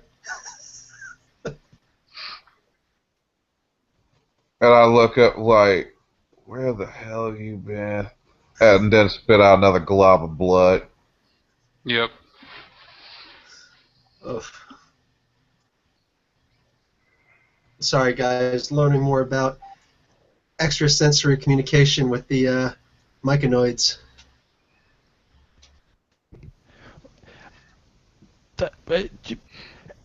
What? Were you just sitting around smoking mushrooms or breathing in spores or whatever it is? I mean, those guys were fun and weird, but I had a headache for hours after that, and really hungry. Back home, there's a guy on the street that sells deep fried pastries. They are so bad for you. I can feel my teeth melting as I eat them, but oh man, I was craving one of those afterwards. It was just like, you know what would be really good right now?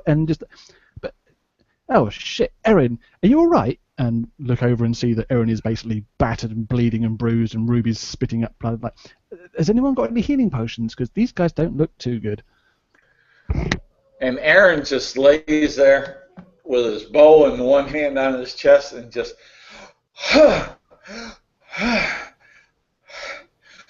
I'm okay.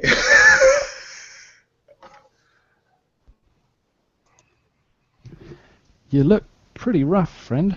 I mean, are you sure you're okay? I mean, we should probably, take 10 and patch up and bandage up your wounds and stuff, but I kind of want to get out of this swamp. How did we end up in a swamp? There was a boat, and the pretty woman with the mask, and then there was a party, and I think someone spiked my drink. You can see. I don't remember how we got here. You can see, like, suddenly the scene changes back to the building, the house where there was the party, but none of the guests are there, and you can suddenly see this one of the masks appear floating in front of you, morphing into a key, and there's basically basically, you can also see in the on the other end of it, you can see a bunch of different. You can see a basically what you can see is a glass globe with something in it floating. What Evelius, what you can recognize as most likely a wand. So the mask appears in the air, floating. Yeah, and in the back of the room, you can see a little folds glass into a key. globe. Oh, Yeah. it's what is it? It's sitting on a pedestal or something, Yeah, it's in a pedestal, like an art piece almost. and it's holding a wand inside the globe. No. That you can see the key separately, and in the back of the room, there's this glass thing where there's what you can like a display recognize as case. a wand. Yeah, a display case, but you would have to look closer to be sure. Okay. Well, obviously out of character, very excited about a wand. In character, Avelius is still a little bit freaking out. How do we get out of this swamp? There was the party and the room, and it looked just like... What the fuck just happened? How did we... And now there's masks floating in the air, turning into... And that's a key. And key! We need those. We got Ogham. We got trapped in this madhouse tent in this circus from hell, and we've gone through a bunch of rooms. And in each room, whenever we defeated whatever the challenge was in there, it's kind of like a some bizarre mind game that these freaky jester dudes are conjuring up.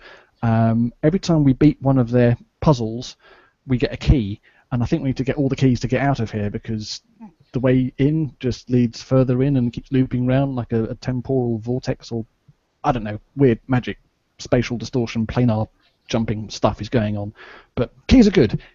And I conjure up Mage Hand and float the little floating ghostly hand. That basically, my hand starts glowing like I'm wearing a glowy blue glove made out of light. The glove floats off my hand, reaches over and plucks the key out of the air and pulls it towards me. Nice. It looks like a key where the ending looks like a stereotypical, Venetian mask, basically, like the ending. So.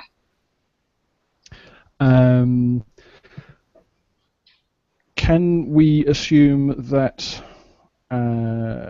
Adria's body has also been transported with us? Yeah, it's still lying there. Great, we got a key now. We just need, now, Adria. Really, fuck. the only thing changed is around you, the environment around you, so to speak. Oh yeah, sure. You're not sure if you teleported or if the environment changed, literally, or if it's just an illusion. You have no clue. That's all you could see. Little from column B. Yeah. I turn to where Adria would be and go, "Hey, look, we got another one of these." Oh shit! As I see Crumples, a lifeless corpse with smoke pouring out of the eye sockets, like, oh fuck! When did that happen? Now that's what I call a drink, Aaron will say. That's what I call a body.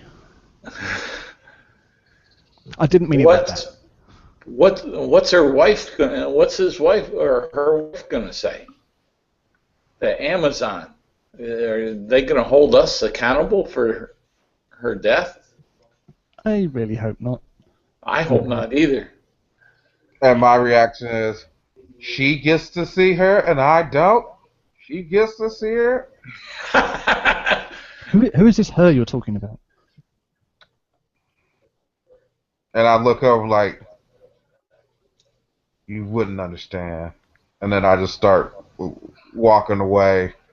Hey, Ruby, explain to us. We got open ears. You can cry on our shoulder. And I just like my new love of my life, and I describe basically the silhouette of death and everything else. Is it some sort of Dragonborn cultural, tribal, significant thing? Or a personal belief? Is it a religious thing? I'm like, I don't know, but I must get back to her. And Aaron will point over, kind of, even though she's not technically here, over at Vicky's Dragonborn character, and say, Yeah. there she is. Yeah, So Vicky. that, and I was like, and I scream record like that. It's not it, and then I like storm off. Yeah, Like yeah, basically, I'm acting psychotic. Yeah, and Aaron would go, sorry, I thought Vicky it actually. was. Actually, it's okay if you mention Vicky, but I always said that Vicky, because she never entered the tent with you, she's still outside resting. That she might have passed Okay. out from her pain and just resting. So. Then Aaron will say, she's just outside the tent. Yep. Okay, good. That's great. Aaron, don't poke the crazy Dragonborn. His sword's magic. And have you noticed how his armor kind of looked like those Harlequin dudes? I'm whispering this last bit. I'll take a few steps over. Have you noticed how his armor kind of looks kind of like that Harlequin shit? I don't think it's doing him any good. Have you noticed how he's started acting really crazy ever since he put it on? I'm a bit, worried about it. And Aaron, if he goes ape shit on me, I'm just squishy bits on the floor. Aaron will whisper back, you are smarter than I am. So I may have to consider this. Well, it's important, but also important. I mean, I've got one key. I think Adria was holding the other ones. Does someone want to? I really don't want to have to suggest it, but maybe recovering the other keys, because without them we're not going to get out of here. That is true. And Aaron will turn to Olgrim and say, you feel up to it? You're kind of priestly. It'd be kind of at least doing a holy rite on her or something, or we wouldn't be offending her spirit.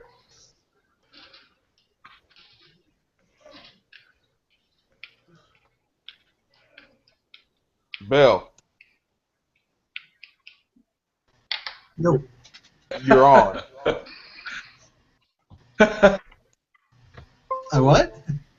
You're on. He's been talking to you about doing last rites and recovering the key. Your character is still like you go back to the visions that you've seen from the yeah. Sorry. Yeah, I was listening. I'm just like, what the heck is going on here? I'm just going to wait until he's finished. I didn't realize you were talking to me, Charles. I'm sorry. Yeah, sure.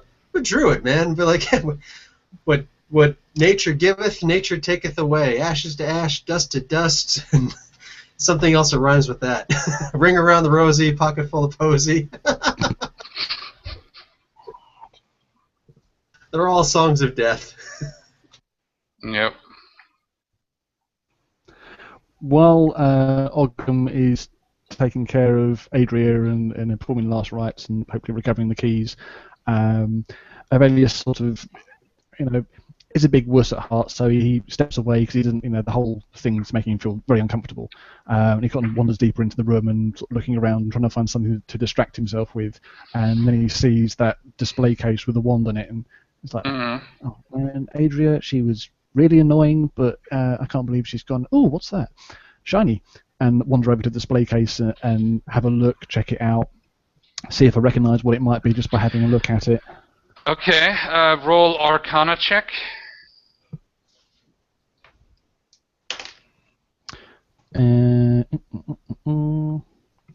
Plus, that's gone up. 16 plus 6 is 22.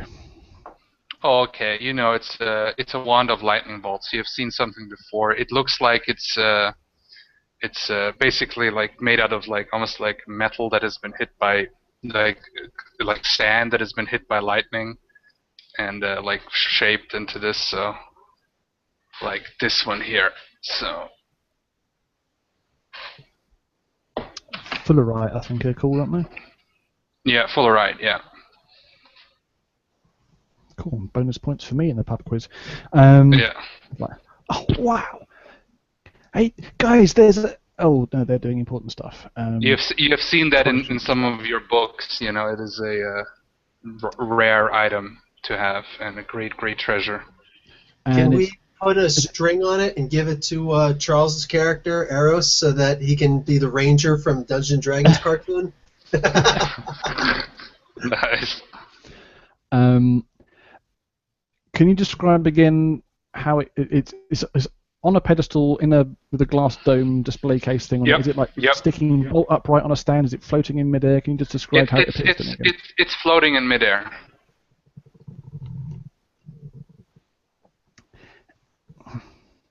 That's not normal. Localized levitation spell. And I start sort of pondering different ways that could be achieved. Could be levitated. It's like, I can't see any strings holding it up. What's the pedestal look like?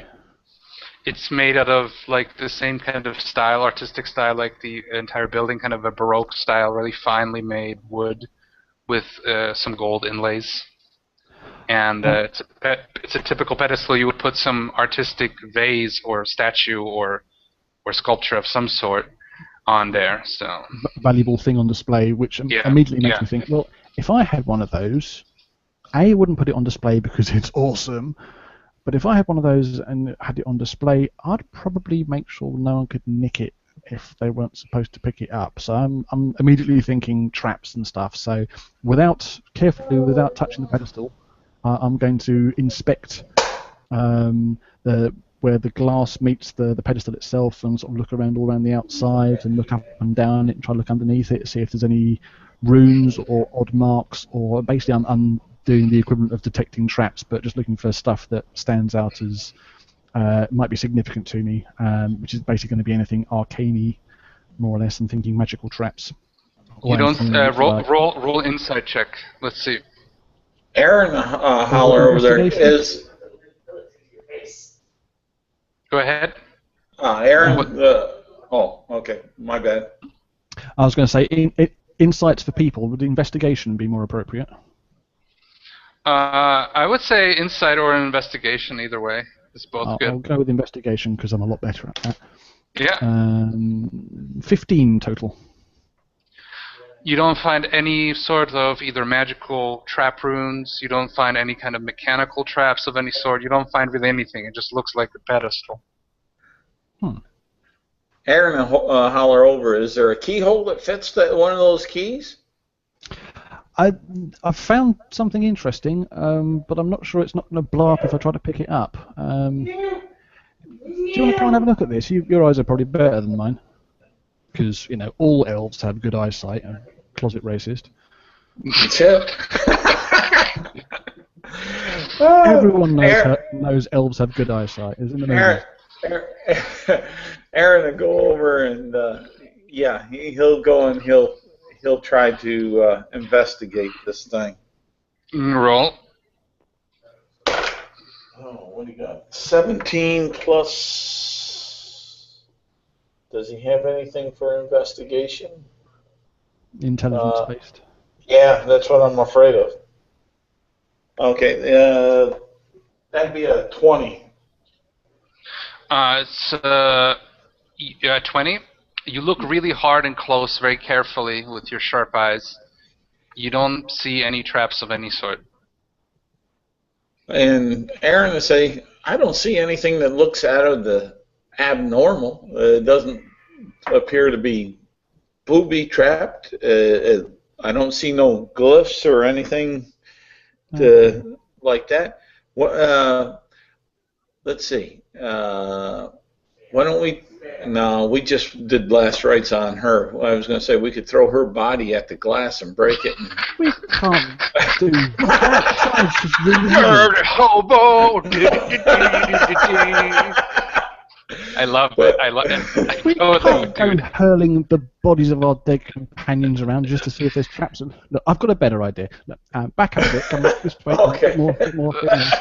And I back up sort of 30 feet. And I'll again cast Mage Hand, glowy glove of magic light on my hand, floats over, plonks down, palms the top of the dome, and lifts the dome up. If it weighs less than 10 pounds. Yeah, you lift it up easily. Put the dome on the floor, and then try and pluck the wand up with the Mage Hand. Everything explodes. Don't worry. Oh, no, you pluck up the wand. It's fine. I'm sort of holding my breath and, half flinching away and kind of looking but not looking. It's like, it's going to go bang! It didn't go bang. It just Didn't floats go up. bang. It just It's still floats. here. Yeah, you just hold now the wand basically in your mage hand. I bring the wand over and grab it from the mage hand, and wow. Do you know what this is? This is awesome! They would never let me have a wand at university. They said I was too irresponsible and I'd just break it. But look, check it out, guys! Guys, look! It's a wand! And if I'm right, it does lightning bolts, which is pretty cool. I think you'll all agree. Look. What's Ruby doing? Aaron will say, "That's real cool." And Aaron will reach into his pack and he'll pull out the piece of paper and his pen, quill and ink. He's going to write a little note that says, "I owe you one wand," and put the paper back on the pedestal and say, "Come on, let's put this lid back on over." That way they can't say we stole it. It's just that we owe them. I'm not sure that's how it works, but I'm okay with that. Nice. Okay, you do that. You move back. You put the little note. You put it under the glass, and then you see the door appearing behind you, and and the room starts to fade. We should probably get out of here. And what are we going to do with Adria's body? Well, let's. We don't have much time to think about it, but let's grab her and bring her with us so we can at least try to take her back to her wife. Yeah, that's a good idea. I'll help you. And I tuck the wand away inside my robes. Like scientists have like the special pen pockets, specially stitched in for doing that. Inside of the robe, I've got slots for wands because I'm a wizard, and all the best ones have it like that. And I'll give whoever is picking up Adria's corpse a hand. While I write down wand of lightning bolts. Yep. Yeah, you basically, if you get attuned to it after a couple of hours, right? So just write down the stats for the book on in 211. So you got 7 charges, and they can regenerate, but As per the book, yeah. Exactly as in the book. So if you are using up the charge, then roll a d20, and at a 1, the wand explodes. So you can, of course, as after in the rules, you focus on it. You focus your magical foci on it, rest, yeah. and you can basically exactly determine what the nature of the item is, and you can write down the stats, and yeah, you got that, and you're attuned then to it. So as I said, one of your attunement slots is now filled. Cool, Just like Juve has 2 attunement slots filled at the moment. So you could have theoretically one more item.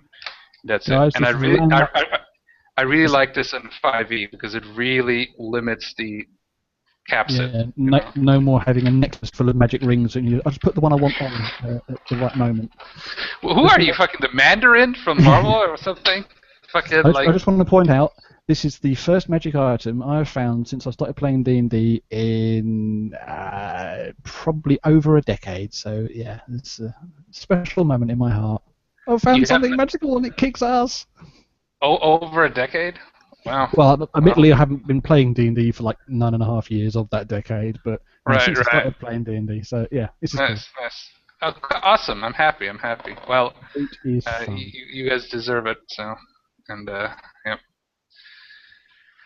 Okay, so you exit. You're in the middle room again, and the door, like the others, disappear. So the only doors you can see is, of course, in the north. There's a door that you know that if you enter, the room repeats the same room, right? And then there's the south door, where if you enter into the north door, you come out of the south door.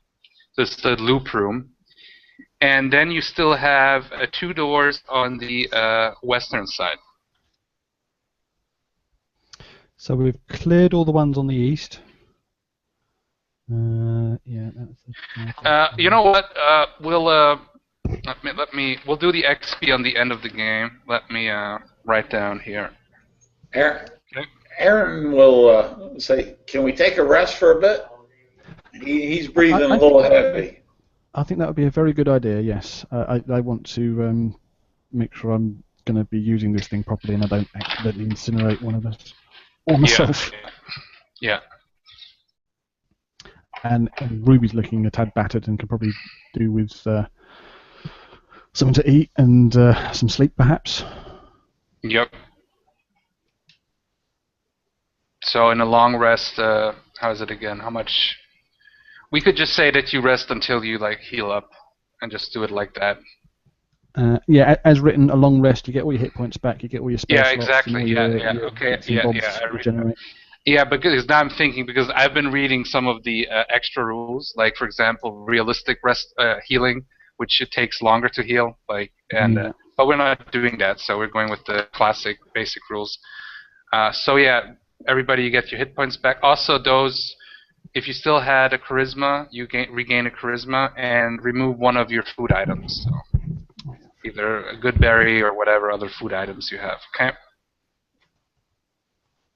Yeah, the way I do healing in the game I'm running, I personally don't care for the, you get into a massive fight, good night's sleep and suddenly your leg grows back on.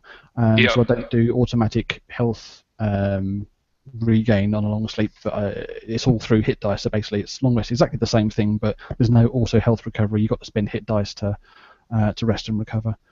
Yeah, so yeah, that's big how it tough is in other guys are- games too. Yeah. Like in the Dark Eye, you actually get you get a little bit of hit points, but if you're like really low on health, it can take like days or weeks to completely Yeah. regain health. So, but I'm going it with this way just to simplify things for now. But I'm thinking in the future, eventually, I want to do the more realistic, more gritty style rules. But we'll see. So, right now, it's good at it as it is. So, and as I said, I'm still learning. I'm still completely mastering the rules. So, as you could see. So, yeah. But yeah, now you know. so far. You guys, after you had some food, you reconnected with Bill. You can role play it out, maybe what's been going on. So, because Bill, you're kind of still like you've been sent here by a vision, really. And you're still not quite sure what the hell is going on. So. Yeah, Valius will be very interested in hearing. So you spent the last 3 days getting boxed out of your skull with a bunch of mushroom people. What was it like? And draw out the experience and anything you might have learned, and also quiz him about that moonlight spell because that was awesome. I want to know how I can do it. Become a druid. Oh man, that's not fair. I mean, it's called something monthly class.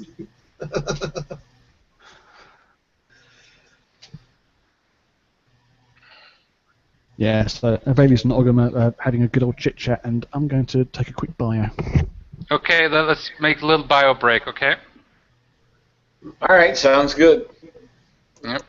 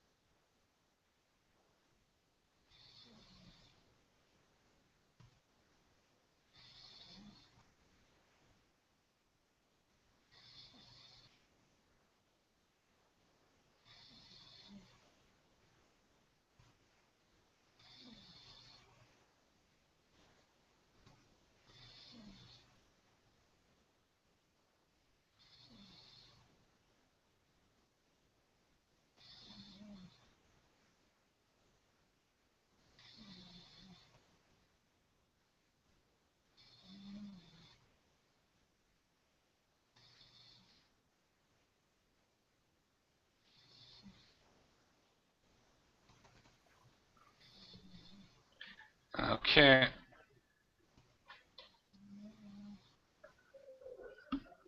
I think Juve might be asleep. Juve? Yeah, Okay, good. my mic actually had the mute button on. Yeah, Okay. and we'll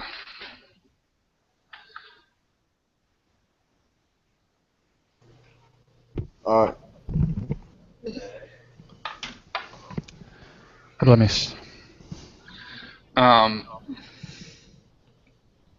well, nothing. It's just we're just talking a little bit. So. Yeah, that thing had me down to 15 points. Oh, nice.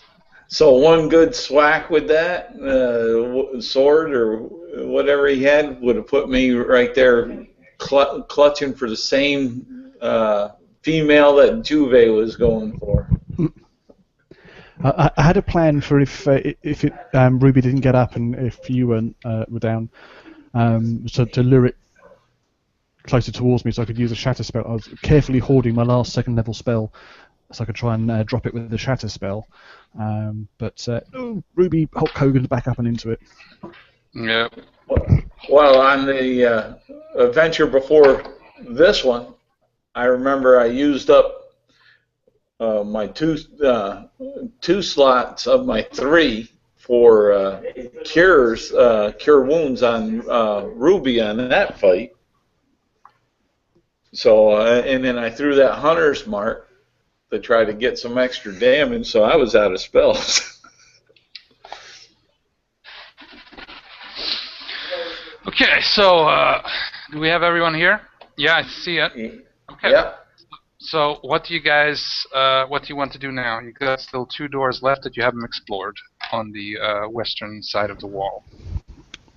Well, while we're resting, or at some point during the rest, make sure that Adria's body is off to one side and take her travel cloak or sleeping blanket or whatever it was just to cover her up.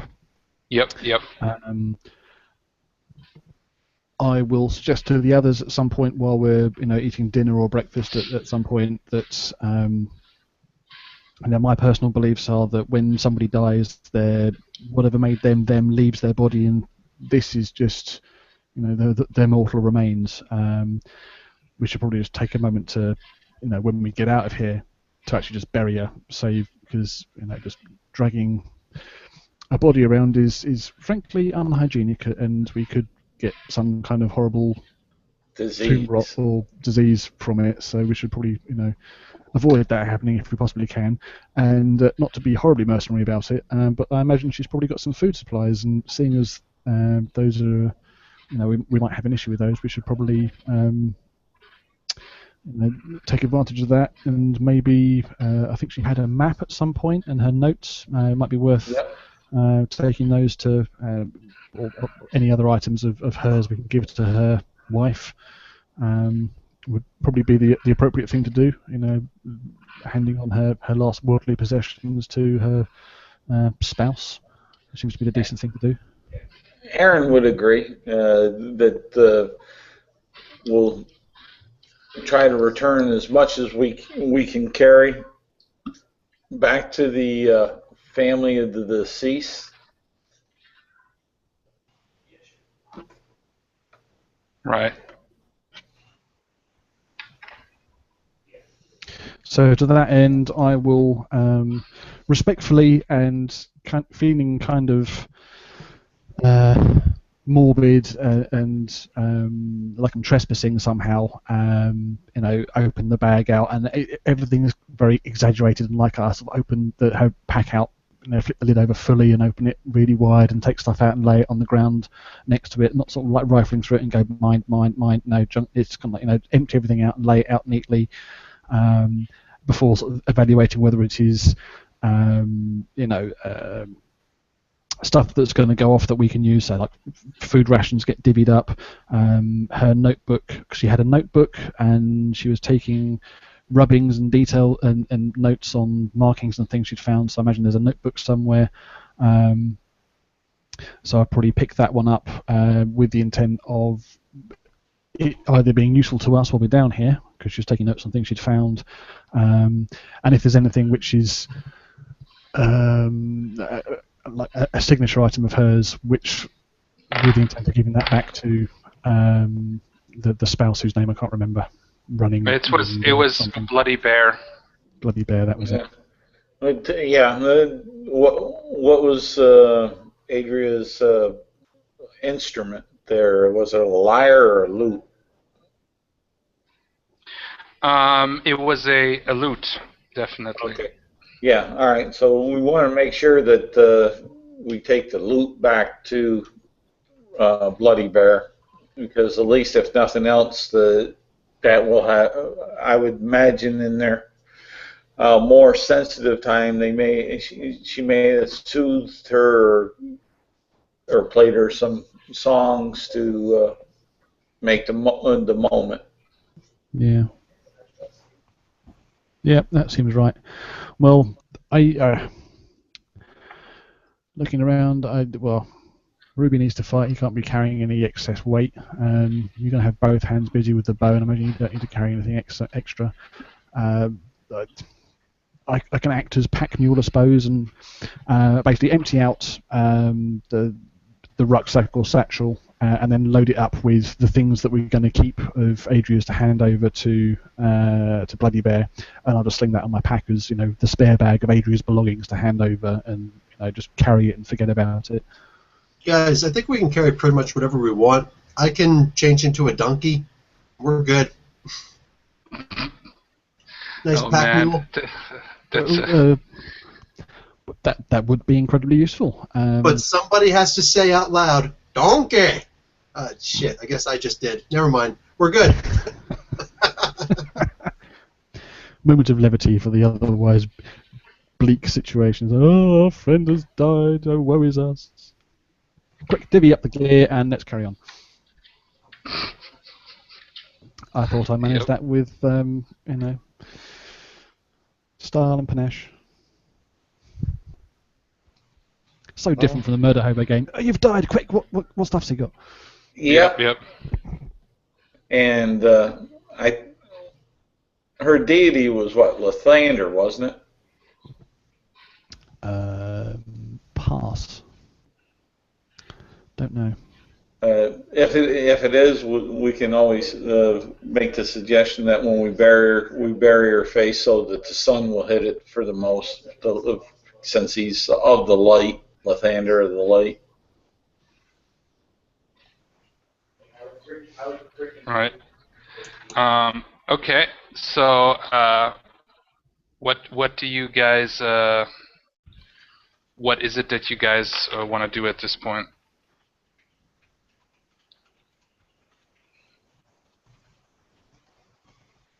I'm trying to recover hit points.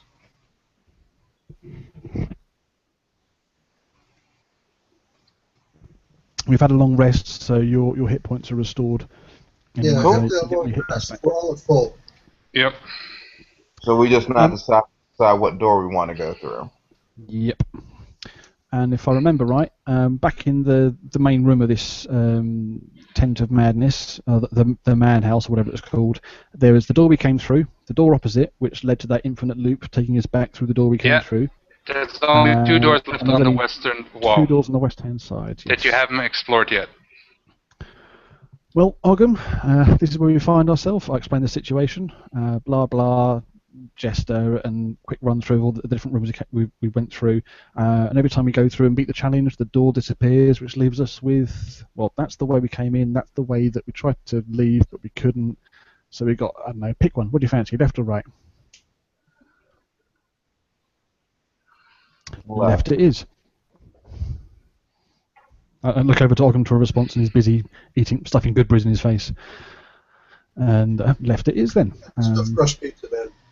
Honestly, I haven't watched the last game, so I really don't know. I don't have my bearings. But that's actually perfect, because that's how your character should be. You are in a fucking weird ass dimension that doesn't make really any sense on any level, especially for a druid who is all about nature and reality and being in the now. As far as he knows, he's still tripping with the mushroom people. Yeah, yeah. Okay, So- enough with the tripping on ludes, man. But yeah, literally, I don't know right now. Yep. Next session, I'll have more input. Left-hand door then. The left-hand door. Wait. I'll mage hand it open, standing well back once everyone's sort of got all their stuff together. Shall we? Okay, everyone ready? Right, here we go. Mage hand, push the door open. Okay. Alrighty. So again, you have a about 5, 10, 20-foot long corridor with the same kind of red door, kind of the same way with the buttons and everything. Yeah. So.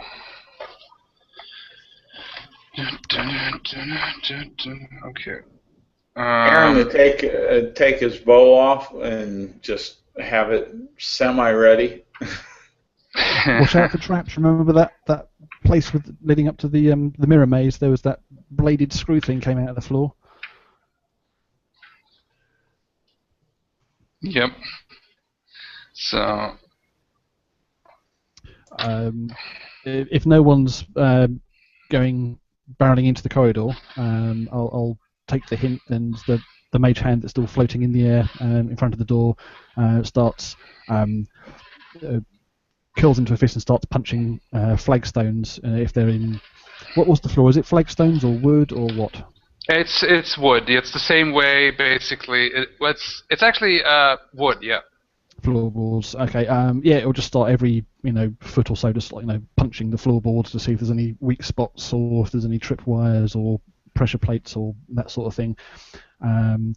All the way down, I'm following 30 feet behind it. I'm only hitting the floor. I'm not checking the walls or the ceiling because I don't think of that. Get up to the door, poke all the buttons on the door, look back and see what the others are doing. Come on, guys! Wave them after me. All right. Aaron will follow behind you. He'll stay about 5 feet behind you, just in case you get blasted. So he'd be able to pull you out if needed. Right. So. Yep. Okay. So as you open the door, you can open the door normally with the mage hand. Nothing happens, and you can see an illuminated. You can see an illuminated room about it's like a hall. It's about I would say 60 by 80 feet big. And again, it looks this Baroque in style, but this time you can see it's like a ballroom. Very decorative, just like when you were there and the others, but similar but different. Very decorative, big chandeliers. You can see multiple masked people like this, although they look like mannequins. They're like dancing, but they're not moving. They're like just standing, right?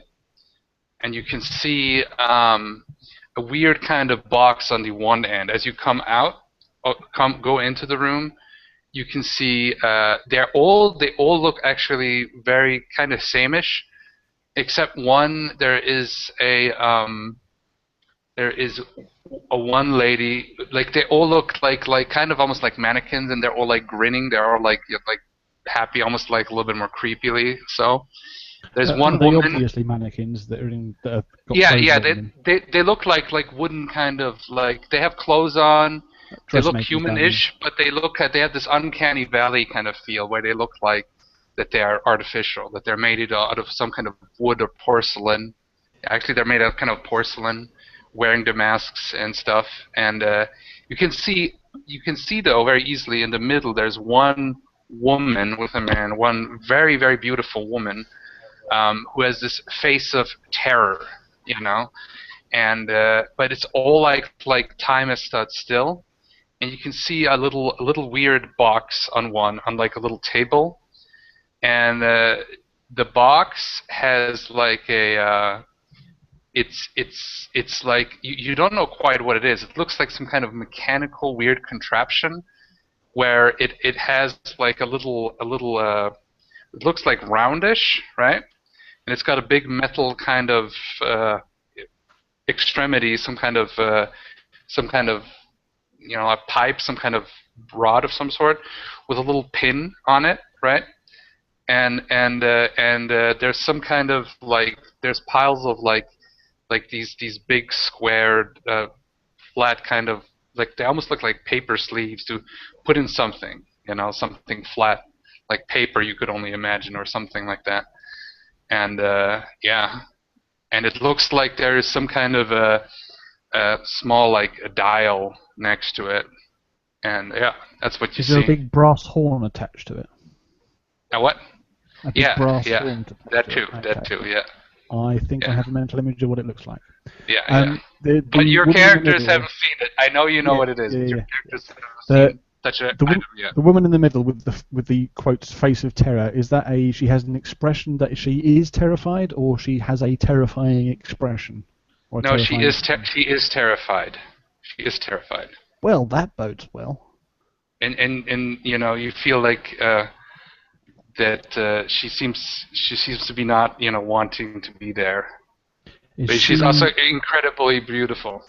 Is she moving and animated? No, they're all just stopped. Imagine if time stood still. So They're there's all a bunch of down. mannequins with sort of scary grin Richter's faces made out of porcelain, and then Yeah. one and this one other is she. She looks like a human being. She Organic looks person? natural. Okay. A frozen organic person. Yep. She's frozen like the other ones, but she looks like a normal human being. So a bunch of mannequins and a real person that is in stasis. She's also in a big fancy dress like that in red, basically. And weird machine in the corner. Yeah. Where the? Well, they're not clowns. This is a good start. Guys, any ideas? What they have the Venetian masks though, too. Yeah. Aaron will go ahead and say, well, let me go on in and see what's under at least the closest one's mask. Okay. I transfer my staff to my left hand and I draw the wand of lightning bolts with my right hand. And I hang back and wait to see what Aaron does. As you try to remove the mask, you're unable to. You're able to touch the figure, but you're unable to. It's just it stands like a statue made out of granite. It's all one piece. So are you touching one of the mannequins or the woman? The mannequin, whatever was closest to the door, which I'm assuming is the mannequin. Yeah, the mannequin. It's one of the mannequins because she's in the middle. Yeah. So, and Aaron will say, turn back to Valius and the rest and say, it won't come off. They're made out of china, crystal, something, rock, kinda. And he'll take his knuckle and he'll tap on it. I'll take a few steps over to another one that's nearby and just sort of tap it a couple of times with the end of the staff just to see if it's, tink, tink, tink, see if it makes a solid tinky noise or a hollow clunky noise.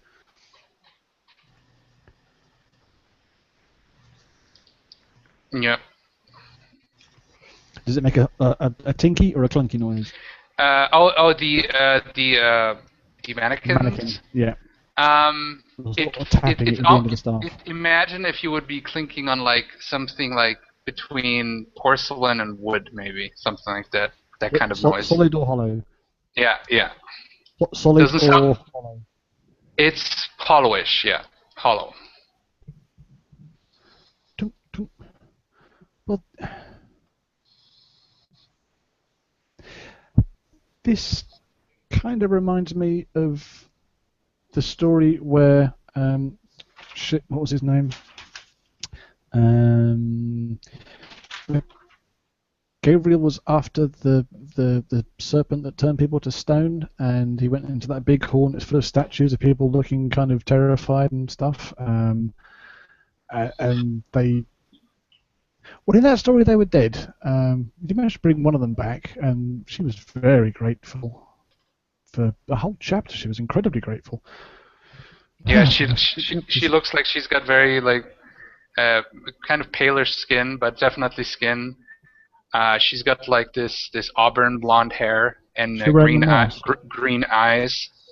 She has wearing a mask, but you can see her eyes clearly. Like it's like the eye holes are pretty big, so it's that kind of mask. Aaron will She's turn to paralyzed, basically. Yeah. Aaron turned to Ruby and say, "Is this the one that you were talking about that you needed to get to see?" Pointing at the one in the middle.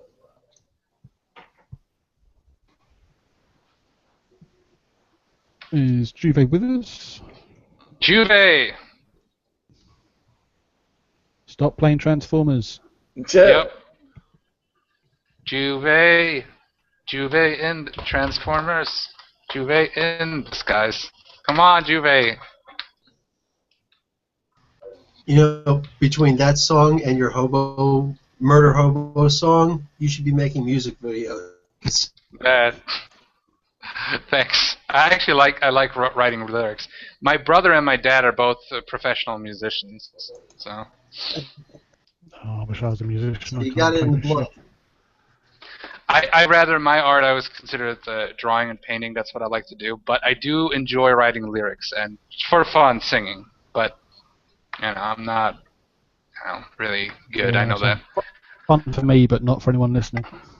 Yeah. I don't think. I think Juve. Aaron, but Aaron had turned since Juve. Okay, you know what? I'm gonna role play it like this. Juve is kind of like just like looking at the sword. He's like sitting in like a thing. He's like imagine like the obsessed samurai just sitting in a crouched position in a meditative state, holding the sword. Talking to his sword. Yeah, exactly. And then Aaron holler over to Olgrim. What do you think? I kept on cutting out a lot. The hangouts kept on dropping me. But a bunch of marionettes that are actually potentially sentient. And I'm wondering, how come we're not all just pulling the Mad King and just burning everything with fire and running? Because this is freaky to a druid. Yeah, this is very freaky to you.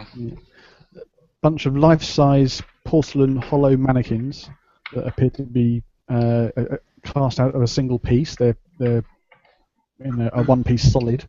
One of them is. I start looking for a guy and a girl in a big blue police box and see if maybe this explains it. Don't blink. Yes. I'm sorry. I'm so sorry. Aaron will go to this one from his precept. It would look, since he checked one of the mannequins, this other mannequin that has a different visage that looks terrified, and see if there's anything different from that mannequin. The one that is terrified, she's not. So if you want to look and examine, she looks like a human being. She's the only one that looks like a living human being. And he's going to try to investigate her in comparison to the mannequin. Investigate. Yeah. While Erin's investigating the paralyzed female, Avelius will wander over to the odd box with the horn and the funny pipe and the sleeves of paper and have a closer look at that. Okay. Roll investigation to see. Aaron got a 9. Okay. You got a 9. As you touch her skin and everything, it feels like flesh, basically. Like if this is some sort of illusion or some kind of statue or some kind of sculpture, it is extremely realistic. And Aaron will say, "This one's alive!"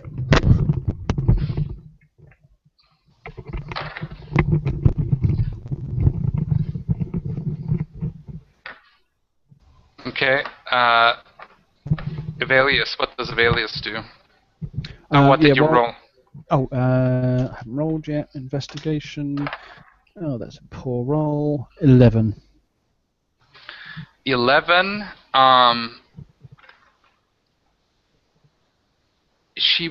So 11. Okay. Oh. So you kind of are thinking that it might be some kind of contraption that can make possibly sound. That is one of the ideas that you have.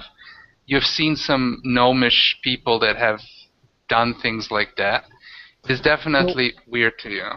The big horn's a clue. I mean, I've got my mother's elderly sister. Her hearing's a bit going. She's got one of those hearing pipes, basically a big hearing horn to jam in her ear to like what? Yeah. There's also like there's something to do with hearing, and that's plugged into the box, and there's an arm. And is there anything on the box? As I said, next to the box there's a bunch of these sleeves, paper sleeves, about like yay big, with different kind of like they're just like different colors on them, and writing on them and all kinds of stuff. I'll pick up a couple and have a closer look at writing. I'll check out the writing and see if I can make any sense out of them. It's very nicely written, but you cannot read it. It's in some alien weird language that you don't Do I recognize the alphabet? The alphabet also looks weird to you. It's not common or dwarvish or draconic or any of that sort? No.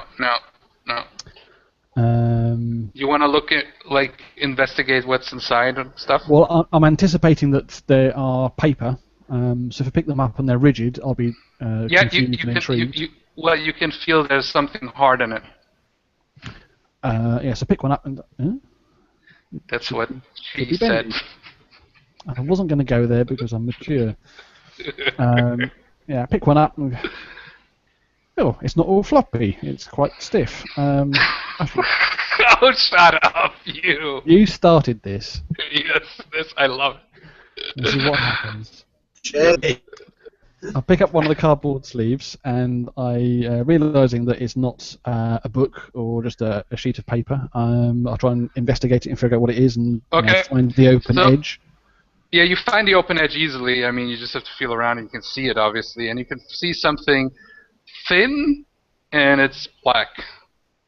Slide it out, have a closer look. Yeah, and you can see a round disc that is black. It has a little hole in the center, and around it is a little paper with, again, the writing on it. And as you look at it, it shines like it doesn't look like it's metal. Like the closest thing you could imagine, maybe something made out of some kind of weird material you don't quite recognize. Maybe something like the elephant's tooth or something, but something really smooth and shining. And you can feel that it's elastic and stuff, so you don't want to like. The best I can make. Yeah, and there's little. If you look at it close in the light, you can see little ridges all around going, little tiny ridges. And how many of these paper sleeves are there?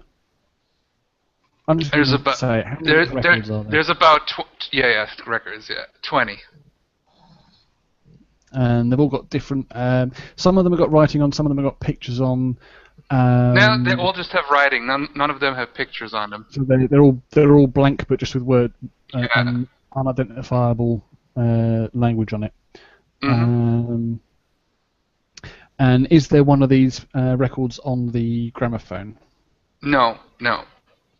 However, roll an insight check. If somebody wants to help him, that's fine. If you want to, we'll chip in. Seeing as they were sort of stacked or piled or scattered near this weird box thing, do I assume that the little nubbin in the middle is for the hole in the middle of the disc? And in order to figure that out, together and realise that one fits onto the. Yeah, I will say that. Is anyone who wants? I can fit shapes together. If I want to have if anybody wants to help Velius figure this out. Well, having investigated it and gone, odd things, don't recognise what these are. Funny box, these things must be something to do with the box. It's got a hole in, that's got a spindle in the middle, the thing must fit, and basically try and fit one of the the records on Fair top enough. of the. Yeah, you do the see that player. enough. That's fair enough. Yeah, and you can see that it's like it's round. You can figure out, I but put then the you thing don't on the know. thing, Yeah. and there's a bunch of dials and switches and. Roll another investigation check Yeah. with the switches. I twiddle things and move the arm around and try to make one thing. So I pick a record at random, and I rolled a 17. Okay, a 17, and I pick the one. I pick the one that has got the biggest amount of script on the front. nice. Whatever the Nice. longest Yeah, words okay. are. Okay, you put it on there, and you put it down, and basically this is out of character, so this is meta knowledge that your characters wouldn't know. There might be similar music in the world that we're speaking, but not quite like this. And it's basically classical music. It's actually a tune from Mozart. And as soon as the music starts, you can see the little needle come down. As you fiddle around with the different switches, you have a little lever. You pull it down, and the whole thing starts turning. The disc, right? You have one button that you fiddle around. It starts turning. Then you fiddle, and the needle comes down. And as soon as it comes down, you can hear a sound, and you're a little bit scared, like a little bit, and it plays this classical music from Mozart, and it does sound very soothing. And you can see suddenly all the mannequins, including the woman, everybody continues to dance in a waltz. You know, it's actually what is it? I don't know if that's Mozart. I cannot know, but it's the Danubian song. That's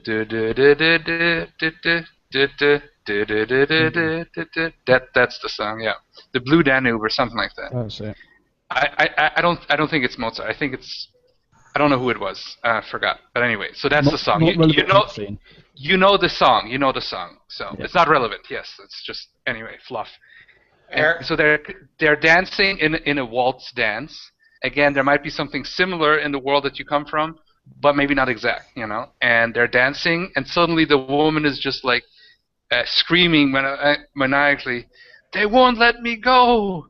They won't let me go!" And then suddenly she looks at you guys, and she looks then at Avelius. And Avelius, what is your wisdom modifier? Modifier is +2. Okay. And See, what, my initial reaction, my initial thought when it started making noise, which startled Avelius, was if I was being a murder hobo, I'd jump back and lightning bolt it. But I'm not, so I won't, Right. because that would kill the story. What is your wisdom modifier, Charles and William? Aaron's is +3. Okay. And William? Sorry. My initiative modifier? Yep. Not your initiative, your wisdom. +2. Oh, that's +3, sorry. Mhm. Okay.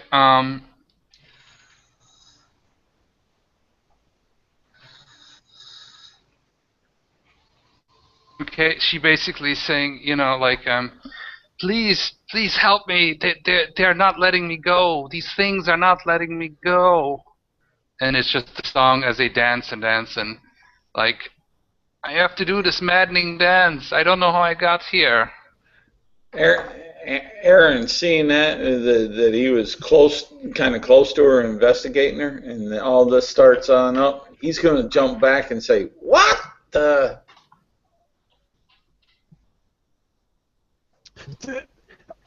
The box, it's magic, it's enchanting them, and when the music plays they have to move, and when the music stops they stop moving, but she can't get go, so we have to make the music play without it playing something. We need to find her music. What's your favourite song? And I'm focusing my attention on the girl. I don't know this music. I have never heard it. What music? Where are you from? What's your name? What music do you like? My name is Princess Alaria.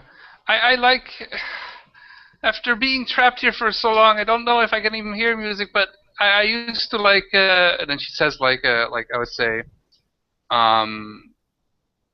like it's like a lute song. Greatest hits. Yeah, it's like, yeah, let's say, That's something I didn't think about, but Bard.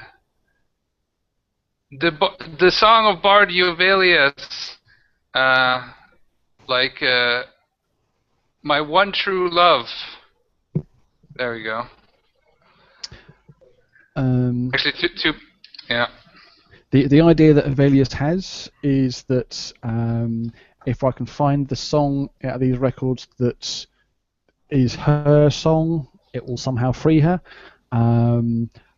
I've got no idea how to read any of the language. It's all foreign. I'll gather all the, turn back to the table, gather up all the cardboard, all the records, all the sleeves, scoop them up into a stack, take a breath.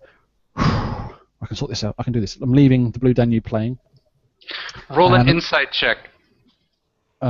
Looking at the top one, I'm basically going to go through all of the records one by one, sort of slide them off the pile to see if there's any of them with words on them that I can understand. Yep. Yeah. Okay. Roll an insight check. Roll the 1. Oh, I'm going to use my inspiration and re-roll that. Yep. I rolled an insight 10 total. There's something weird about the records with the writing on it as you're looking through them, because you think that the writing is literally just like gibbly-goo. If it's a writing, it doesn't make sense, but there's something about them that is off. But you cannot put your finger on it quite yet. It's a drawing of a word rather than... Does anybody want to help Avelius? There's something about all the different record sleeves that there's a connection between. Aaron will go help him. Okay. I explain my theory while I'm frantically sorting through the pile to try and find something I can recognize. Maybe the elven eyes can see more than the mere human eyes. Well, I yeah, will but go I'm not really figuring that. Oh, Juve is back. What's your wisdom modifier? I think it was like a 2? Like 0, right? Yeah. Yeah. So regular just D20 roll? Yeah. No, don't worry, don't roll anything. Oh, you want to help him? Okay, then roll 1d20 for insight. Insight or investigation? Insight's for seeing if people are lying to you. Investigation is for doing a CSI, investigate the scene thing. Then investigation, yeah. Sorry, yeah. You're right. 7. 7. You don't see anything new. What does Aaron see? A 9. 9. Does our druid want to help? Heck With no. investigation? I ain't gonna be much help. I just rolled a 4. Oh man, you're still totally confused about all this crazy bullshit. Okay, so What is this deviltry? she continues to dance. Everything they dance like literally like machines, except her. She's almost being dragged around, and like, do something, please! It's torture. Can I try to play the record backwards and see if I summon a demon? Okay. Interesting. Oh, you're playing you figure out you're turning the record backwards, and it sounds differently. And suddenly the mannequins they reverse in their dance, so everything gets reversed. She's like, no! She's getting Quick, turn sick. it off, that switch. Flick that one. No, not that one, that one. And I reach over and hit the off button. Okay, Aaron, sorry, I grew up in the 80s, and I know DJing, so I'm gonna start doing the scratch and sniff stuff. As you're doing this, the mannequins are going back and forth with their dance because they're on the pattern, right? So they're going back and forth. I gotta see if they're gonna have a seizure. she's being wailed around and no, she's getting sick. Aaron's gonna try. Slap at Ogden's hands. No, stop it! You're hurting her. And I find the off button and turn the machine off. While that's going on, Aaron's going to try to grab her and pull her away from her dance partner. It's you try to grab her, but it's as you try to even grip her, it's she's unable to let go. No, please, I cannot let go. I've been trying to. You're just gonna hurt me if you try to tear me away. I appreciate it, but it's not helping.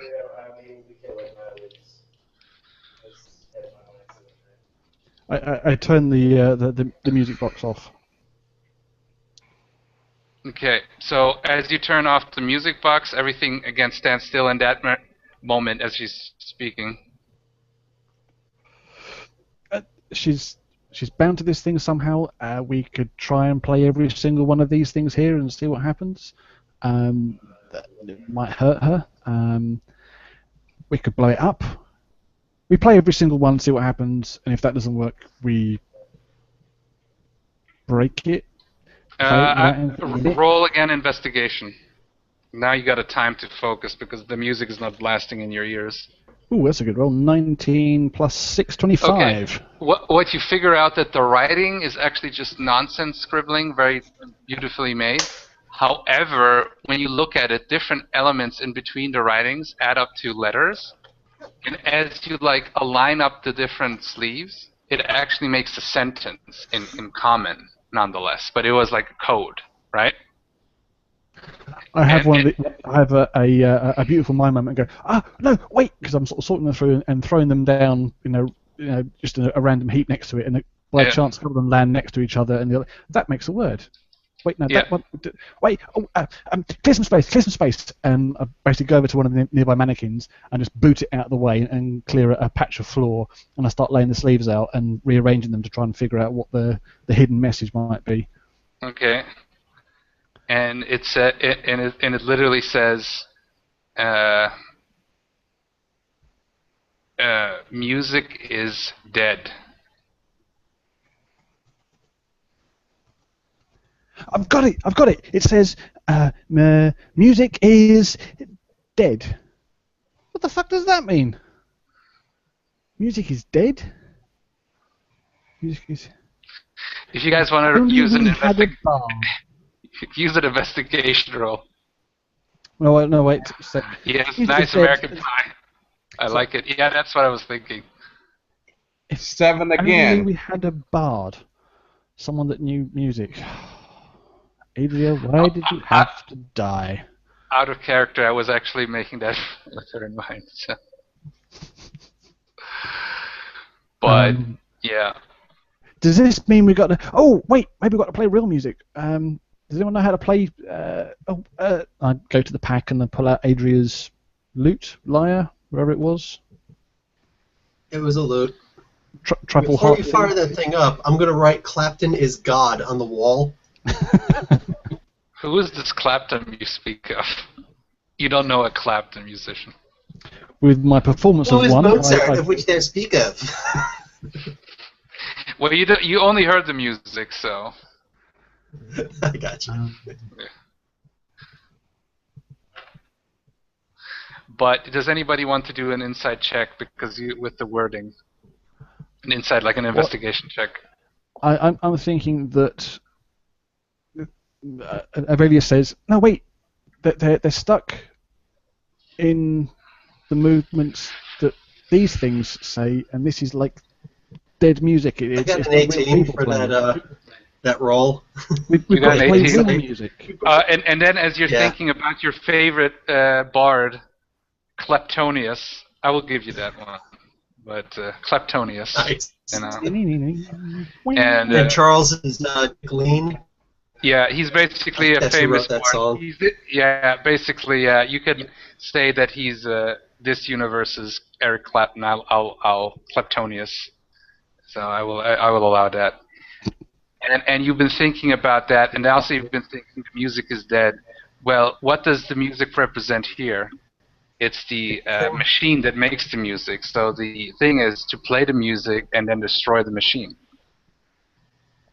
That's just freaky, man.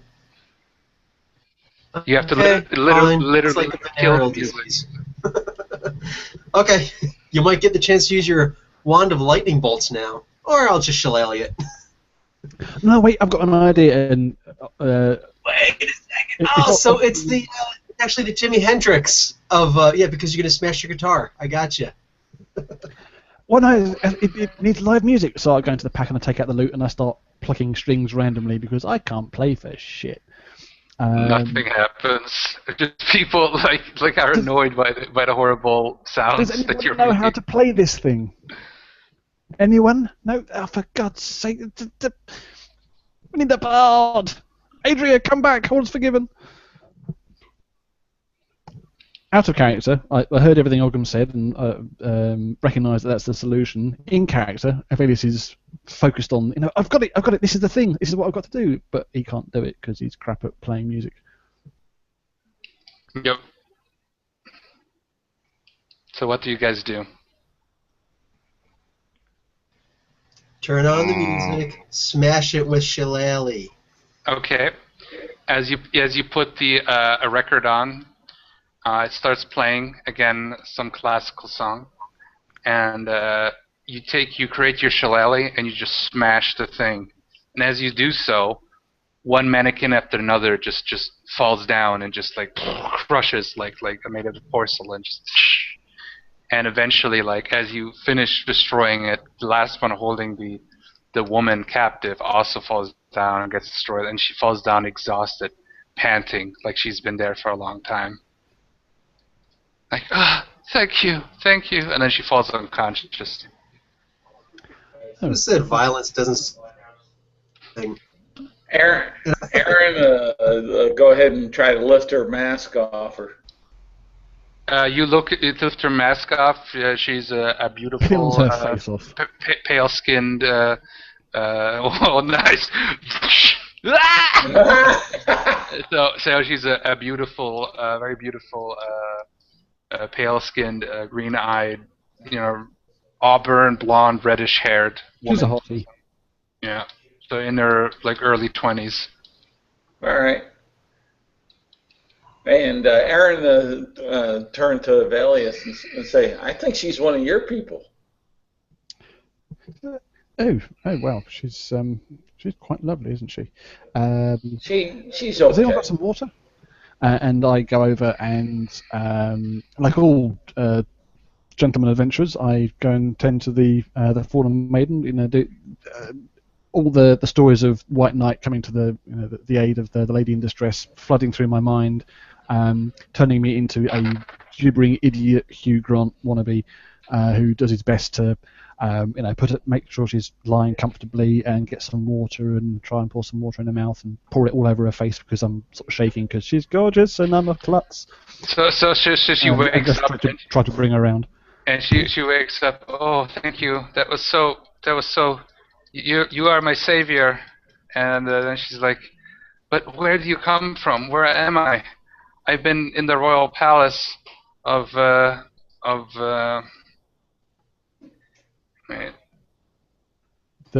Queen of Valoron, and then you hear Valoron, and it's actually one of the one of the kingdoms from where you were last.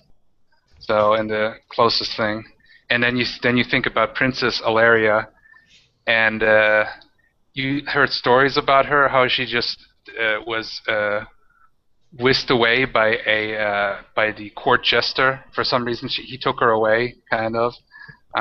With some kind of flute singing, and nobody could stop her. And that was about a long time ago, I'm guessing. 130 years ago, at least. I have a Sherlock Holmes numbers moment where all these bits of information stop flooding into my brain and the little jigsaw pieces fit together. And it's like, this is going to sound a little bit unusual. You were kidnapped by a magic user. 1 second. Blair. Story. Exposition. Story. See, she's still young and just coming into her prime at 100 from Aaron's point of view. Looking pretty good for a centenarian. Well, my lady. Even though you're technically older than I am, you are still hot. I don't see the fascination. She hasn't got scales, that's why. She hasn't got scales and a tail. She needs a good beard. Is this the one that you were searching for there, Ruby? No, but Just as you're the one I've been searching for. as he rumbles yet again. Go back and play with your weapon. Oh, that's just nasty. And he whips out a polishing rag and polishes the sword. I'm so glad you said sword. Well, that is code. If that sword turns out to be called Craven Edge, I shall lose all faith in our DM.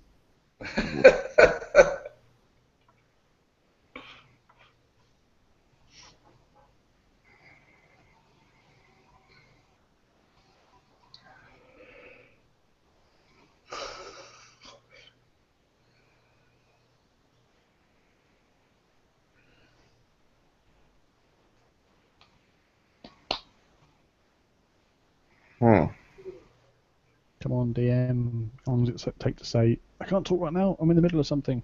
I'll bring you back in a bit.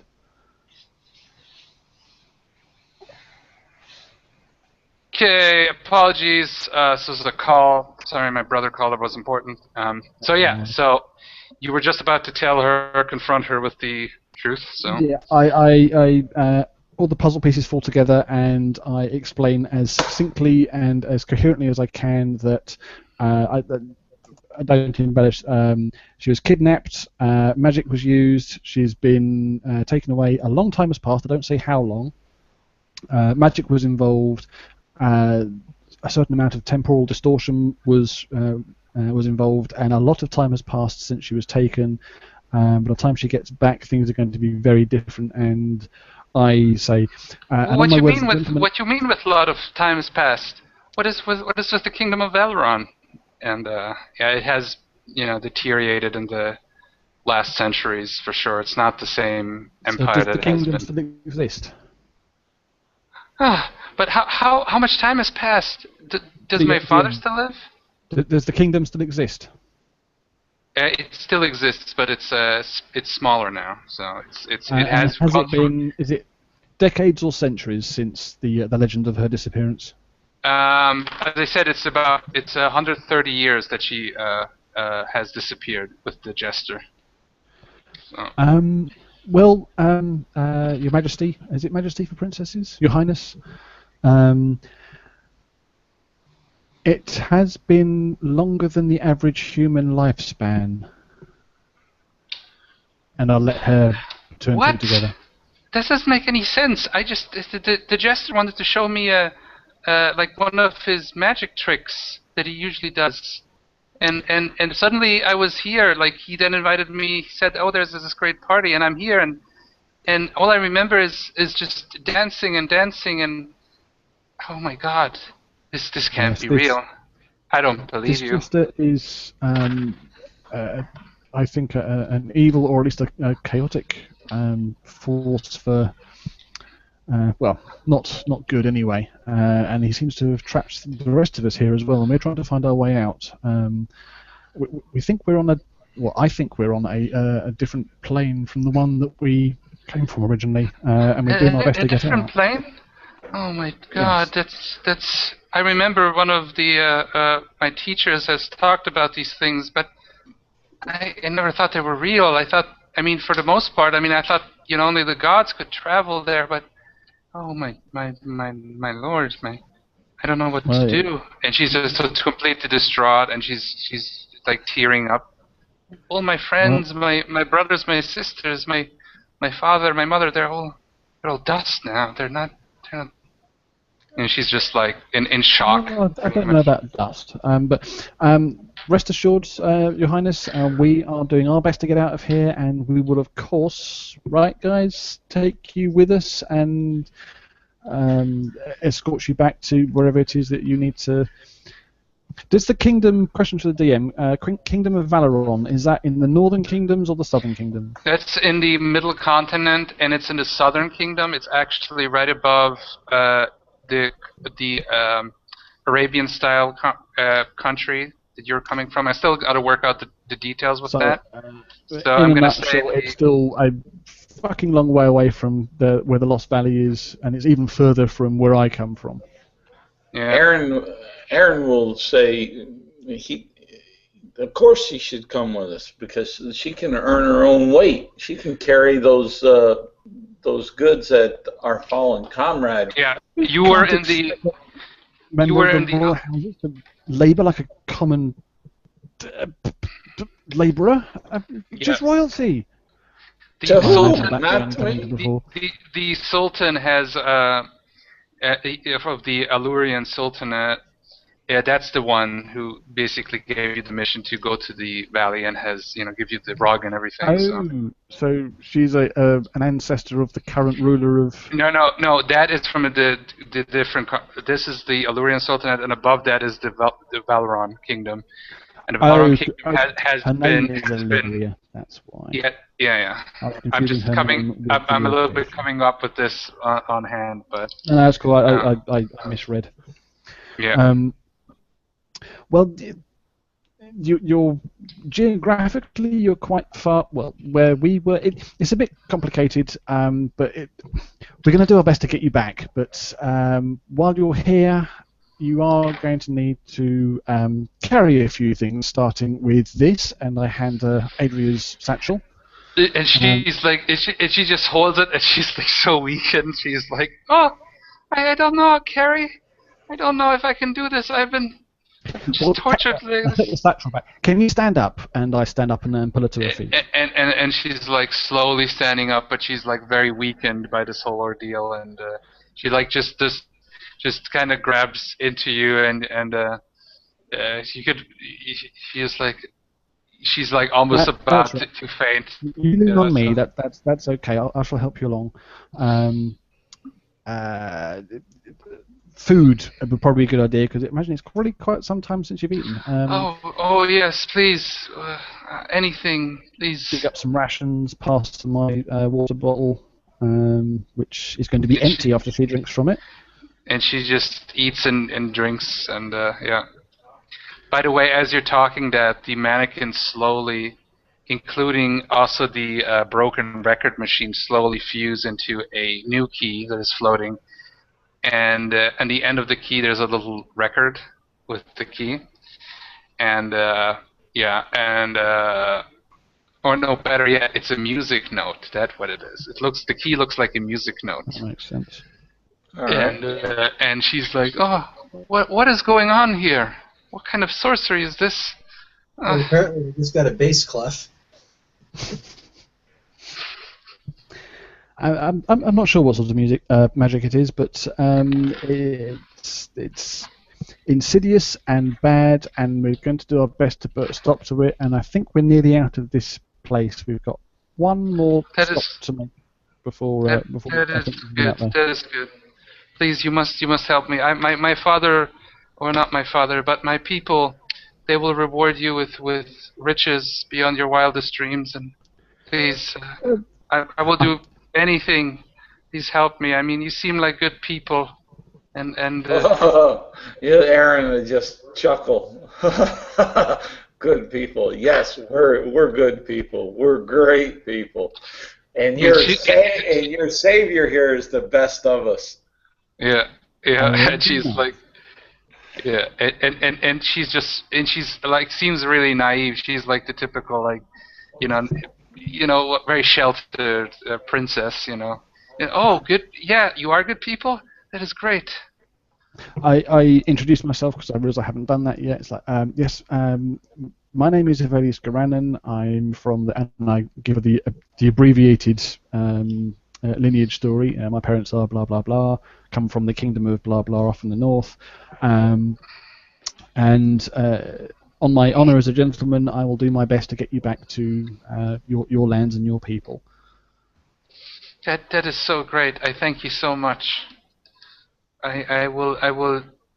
It is so good to be finally ending, even though everyone that I know and loved is dead. Maybe some of my elven friends might be alive. Who knows? It would be nice to think so.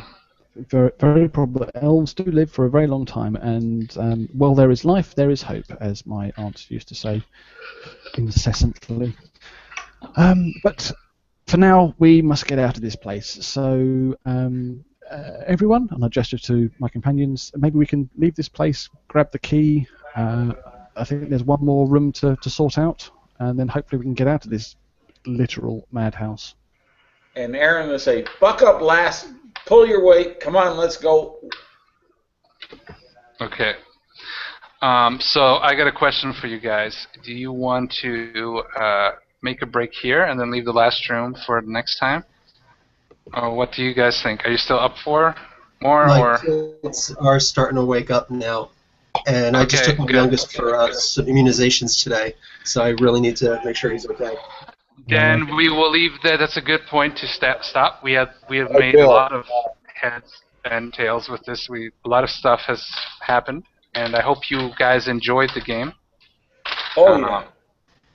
Oh, Well, I yes. did. It was very cool. Sorry for the XP. And Avelius now has a self-imposed mission. And the magic wand. And he has a girlfriend. I've got a princess. And a rod of left. lightning bolts. Which one's your favorite? Don't know. Ask me again next week. Let's have a chance to blow something up with the wand. Blonde woman, I love- mission. I don't know. Can I have them all? One women and wine. I'm sure she'll provide the wine. Yeah, there you go. Okay, guys, we'll stop the recording here. And yeah, for the Deathmark of Doomfell Beastians.